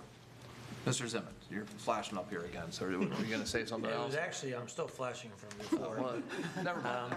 I did want to, I remembered the first item, so, and I'll follow up on what Ms. Rubenstein said. So the golf course, just to make sure everybody understands and feels more comfortable about this, the golf course itself, whether you approve this tonight or not, cannot itself be redeveloped without action by this commission, Fort Pinellas, and the county, and county commission. So I'm not saying it's impossible, but it would require you to approve it, it would require Fort Pinellas approval, and it would require the county commission approval. Before that, there could be any density placed on the golf course. And again, for those of you that were on the commission, when Pinecrest was talking about redeveloping the golf course there, that issue came up, and that development went away because the golf course had transferred all of their development rights to the adjacent properties where the community was built, and the golf course remained undeveloped. I know that's a concern as a fellow golfer. I don't like to see the golf courses leaving. And Mayor, I'll disagree with you. If you go out and play golf these days, it's amazing how many people since the pandemic play golf. I'm playing golf next month at the Mayor's Golf Tournament. Okay. I wish I knew the date, because this would be a perfect commercial. It raises money for scholarships. For May 3rd. May 3rd. So, I think, that is everything you said is accurate, but nothing prevents the golf course from not being a golf course anymore if it just became open space. Right, they could close the golf course. There's nothing just like we don't require Publix to keep open a public store, we can't require a golf course to keep operating if they don't want to operate anymore. But they wouldn't have development rights. Correct, yeah. As it stands today.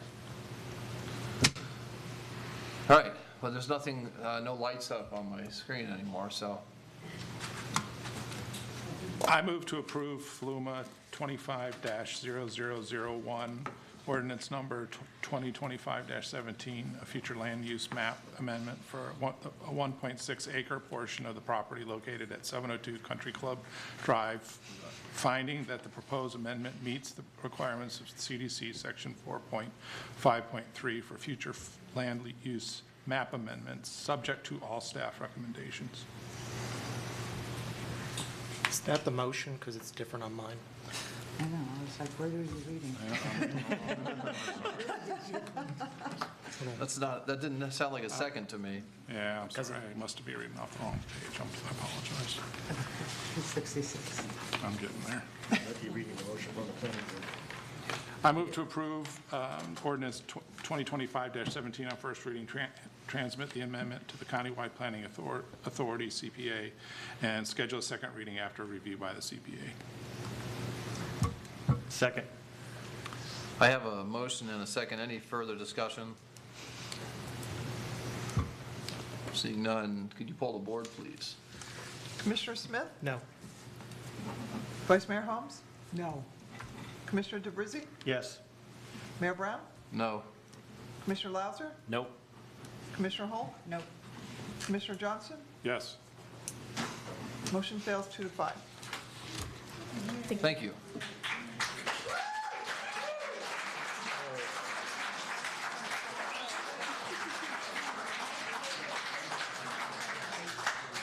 So just, technically, that means the motion didn't pass, so somebody should make a motion to disapprove, and then that motion would pass, so you'll actually have taken an action. Does that make sense? You've not taken action, you denied the motion. Somebody can make an alternative motion to So disapprove. If you look at the agenda item, there's the alternative to move to disapprove. Sure. So if somebody who is voted in the majority other than the mayor could make the motion to disapprove, we could actually take an action. I thought not getting approved wasn't getting disapproved. No. Because we I didn't moved. take an action. Gotcha. All right. So I move to disapprove ordinance number 2025-17 on first reading, transmit the amendment to the Countywide Planning Authority. No, you don't, we're not transmitting it. All right. End of that. Just want to end it right Seven. there.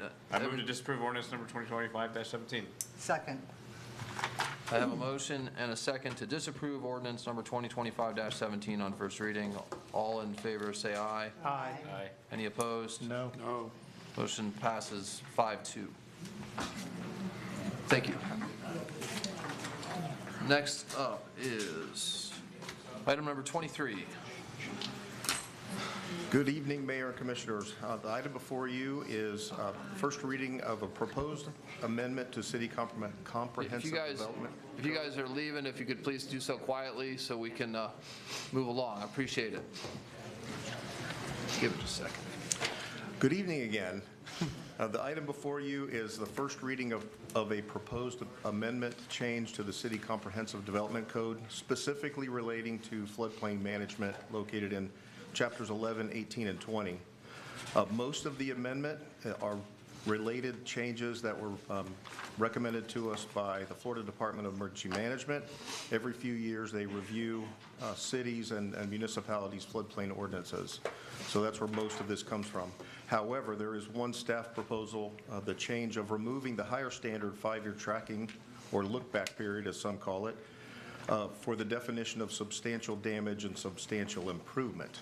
Now, it's important to note that this change would leave the ordinance in compliance with FEMA, CRS, the Community Rating System, and the Florida Building Code. These changes specifically are on Exhibit B, page 1 and 2, and Exhibit C, page 12. Now I have a 45-minute slide presentation for you. Okay, not really. Very short slide presentation that we'll go over. So a little bit of background. The city entered into or joined the National Flood Insurance Program in 1971. The last time it was revised was in 2019, and again, it was because of the ordinance or the changes recommended by Florida Department of Emergency Management. The next slide, the current floodplain ordinance, it's required so that we can participate in the National Flood Insurance Program, which is an important thing to have. Next. I'm almost covering some of her stuff. I don't want to do that. So what is being changed? Along with the items that are recommended, which are mostly grammatical and moving things around in the ordinance to keep it in compliance with FEMA and the CRS program, the change of removing the 5-year look-back is being proposed. And again, this does not affect our compliance with any of the codes. Now, the consequences of not having an ordinance are pretty substantial. So the what-if question, what if we don't manage our floodplains according to our ordinance, CRS program, and the Florida Building Code? Worst case, we're removed from the flood insurance program. What that would do would mean loss of federal funds. People wouldn't be able to get loans, buy houses in the floodplain area.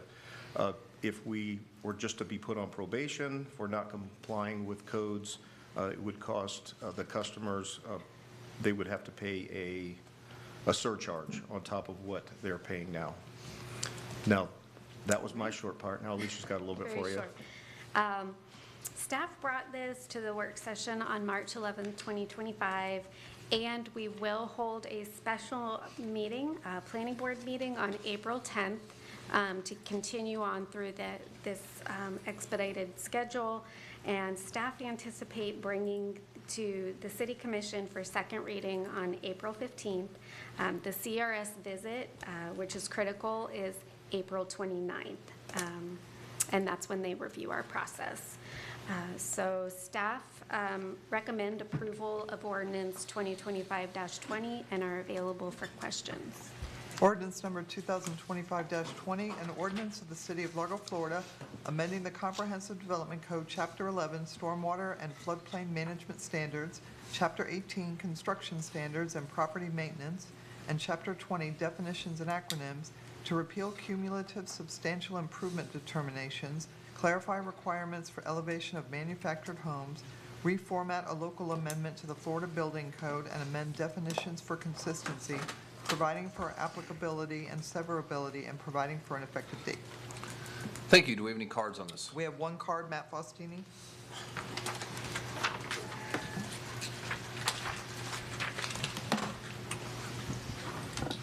Good evening. Matt Faustini, 1015 Lake Palm Drive, Largo.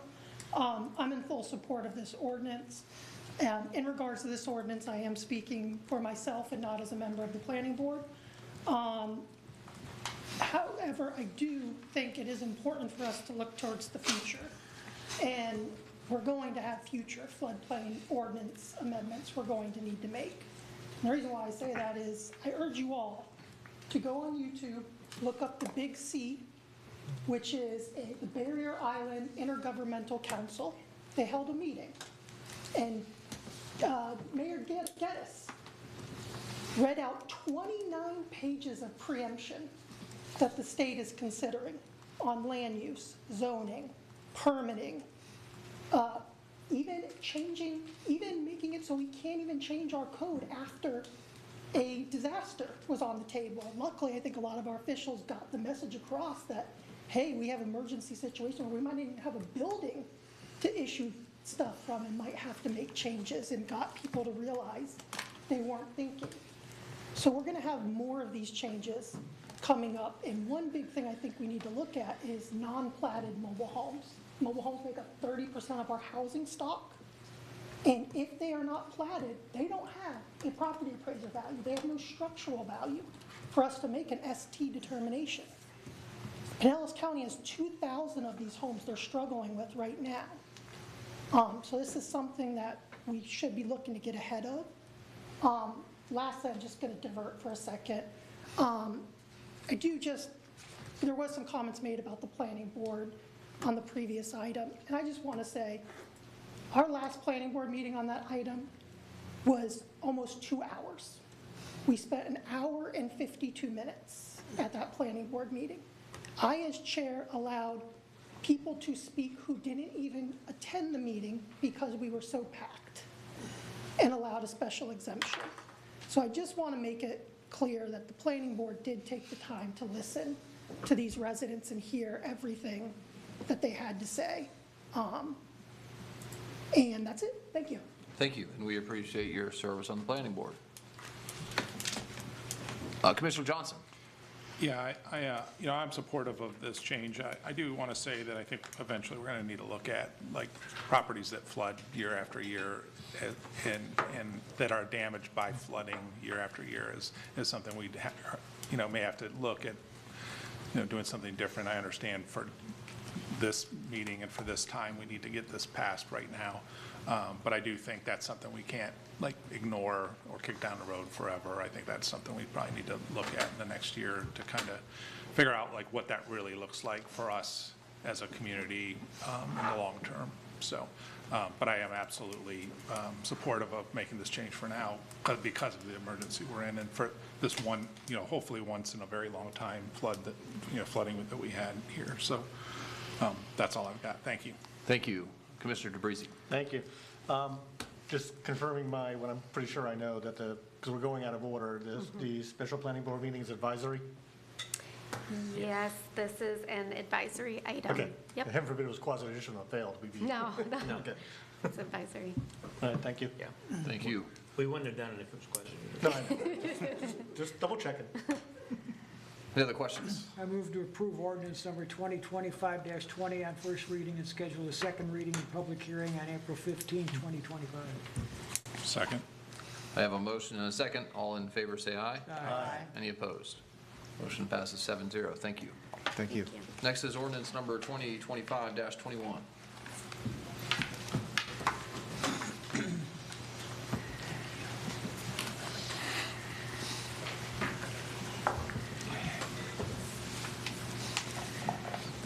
your favorite item of the night.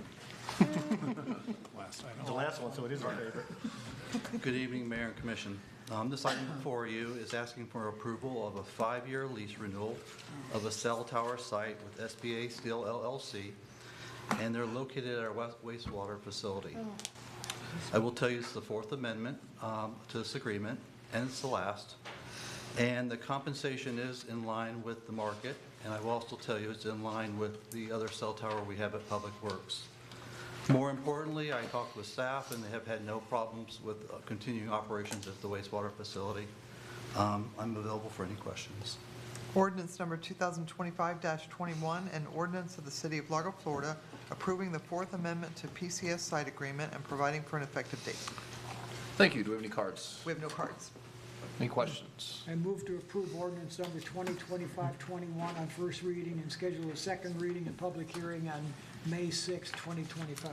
Second. All in favor say aye. Aye. Any opposed?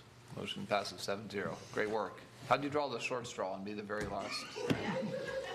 Lucky, I guess. Mr. Zemet, anything to add? I think I said enough tonight. Thank you. All right. Thank you. Vice Mayor Holmes. I've said enough. Thank you. Commissioner DeBreezy. I haven't said enough. No. Just I do want to thank the city for recognizing Child Abuse Prevention Month. That's the field, that's my career in the area that I work in, and the encouragement for folks to wear blue on April 4th in honor of child abuse prevention. It's something that I spoke about during my campaign to get up here, and I appreciate the city participating and encouraging its staff to be aware of how the impact of child abuse in our community as well as the communities surrounding us. Thank you. Thank you. Commissioner Lauser. I haven't said enough yet either, I guess. So thanks to the city and thanks for the residents for coming out and speaking about the library topic. I mean, it's been a hot topic all week, so it's nice to see the support for both sides and the fact that we can have a civil debate still, that nobody threw any fists. So it was good. Also, I wanted to remind everybody about the Largo Golf Course is continuing their concert series on the Breezeway. April 18th, Guilty Pleasure and Sea Dog Cantina will be playing 6 p.m. to 9 p.m. Be there, be square. Thank you. Commissioner Hulk. Just real quick, congratulations to our Yellow Hat ceremony and to Lieutenant Stark on his promotion. They probably have been to 10 calls since they were here getting sworn in. Also, Largo Lead, great job that they've done getting us to the gold level certification again, and everybody who came out tonight and spoke. That's what we ask for all the time, the citizen participation, and it was great to see everybody out here and hear everybody's views. We appreciate it. Thank you. Thank you. Commissioner Johnson. I wanted to echo my fellow commissioners on congratulations to our firefighters and Lieutenant Stark. Also, yes, of course, it's great to have this. So many citizens come out tonight and share their thoughts on our library. I'm proud of our library. I'm proud of the team that we have there and the way we run our business in the city of Largo. So I do greatly appreciate the support our citizens showed us tonight, and but also was glad to hear both sides come out and talk about the issue that they're passionate about. I also wanted to say that Piper Fire is hosting a foot golf tournament coming up soon at the Largo Golf Course, so to benefit the Children's Burn Foundation. So we're excited about that. I think that's in about 2 weeks. So mark your calendars. Thank you. Commissioner Smith.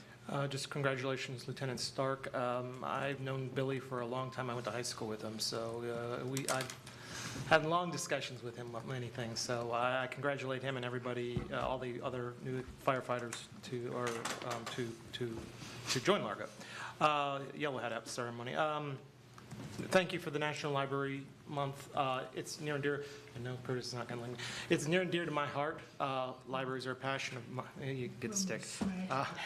Near and dear to my heart. As someone who works in a library, our staff do a fantastic job. And I go to meetings and talk to citizens that come into libraries, and our staff is complimented. And our library is, like I said, 2018 year of the Library of the Year for our state. If you get a chance, stop out there, thank our library staff for the great job they do and the programs they offer. And not only just them, the volunteers that come out and dedicate their time to do what they do at our library. Some people don't know, I like to say you can check out 50 items at one time on your library card. It's good for 3 years. You can get audiobooks all the way to DVDs to even checking out museum passes. That's something new, well, recently new, but they've added some new museums. I think our citizens and everybody would enjoy that. One other thing is I would like to thank the commission for allowing me to be appointed as the new Suncoast League of Cities delegate representative. I look forward to that and working with them to advance our causes for Largo. And then one last thing. I love seeing the citizen comment. That is something near and dear to my heart also. I like seeing people come out and talk their viewpoints. And what I loved about here was everybody was civil. That is all. And to that gentleman who sat there and was a little afraid to say his views, you should never be afraid to say your views, as long as they're correct and they're passionate, and you care about your community. Now, we may disagree on stuff, but I think our staff do a fantastic job over at this library, what they provide. Now, what was in that letter, I disagree with. It was mainly in our youth department area. I think the mayor's letter hit right on the ball, I guess, to the representative.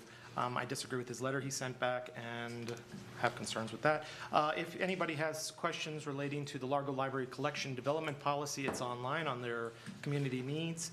It's quite long. It's almost 2 pages long. And also anybody who has a disagreement with the collection, as the commission liaison, I've been there for quite a while. Our library board take their job very seriously when a citizen brings a challenge to a book. So if a citizen has a challenge to a book, they can actually fill out a statement of concern form. This form goes to the Library Advisory Board for review. The Library Advisory Board will discuss the item and will submit a written recommendation to the library director to remove, relocate, or keep the item. From that point, the library director will make a final decision based on the recommendations of the Library Advisory Board. So if someone has a concern about a library material, know that our library staff have this there, and they are willing to, anybody can get one of these, submit it, and have our library board that are citizens on our board that each one of us have appointed to make a decision on if this is beneficial to our library. Again, our staff does a fantastic job. I could give them praise and praise and praise. The representative he would like when he comes back from Tallahassee, I would love to do a tour with him of our library and walk him around and have a conversation about what great things we have provided at our library and what our citizens love about our library. So that's all I have, and thank you very much. Thank you. You took all my stuff, so I'm not going to. I just wanted to thank you all for the support and the public. I met with Representative Jacques 3 times in the last week and a half. We just don't see eye to eye on this. I don't know if he's been to our library. I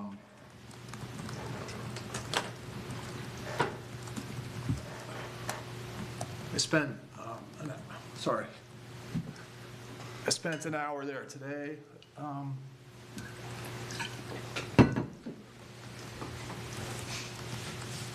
And I just think it's like political posturing, and it's unfortunate. And so I appreciate the support. I know that I wrote a letter in response without talking to you all. I know that he wanted a letter about 3 days before I got one to him, I think. And I didn't commit us to anything other than what we're already doing. My kids spend a lot of time at the library. And you know, the next time you talk to him, you need to ask him one question. What's that? Who told him that? Well, because he got a hold of me. He got a hold of me, and I said, Bernie, unless I see it, I haven't seen it. Yeah, okay. And I don't disagree with you. And just the way the whole thing went about was just inappropriate, I think. We met 2 days before he posted this thing on Facebook.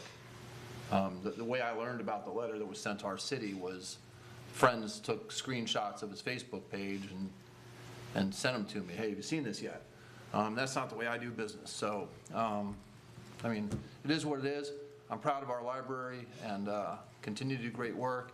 I know they're going to take a good look, and they already have, at their collections and their processes and their policies, and they may come back with some recommended changes. They may not, but I have no doubt that they'll do what's right. Mr. Kirkwood. Shred Fest was also on my things. April 12th, which is really soon. April 12th, Shred Fest. Starkey Road, 9 to noon, or until the truck fills up.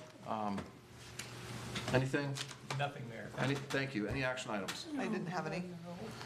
All right, I'd like to thank Malachi for being here with us. I told him that he had to set a hard bedtime, so he got out of here at 8 o'clock. You guys have a great night. Meeting's adjourned.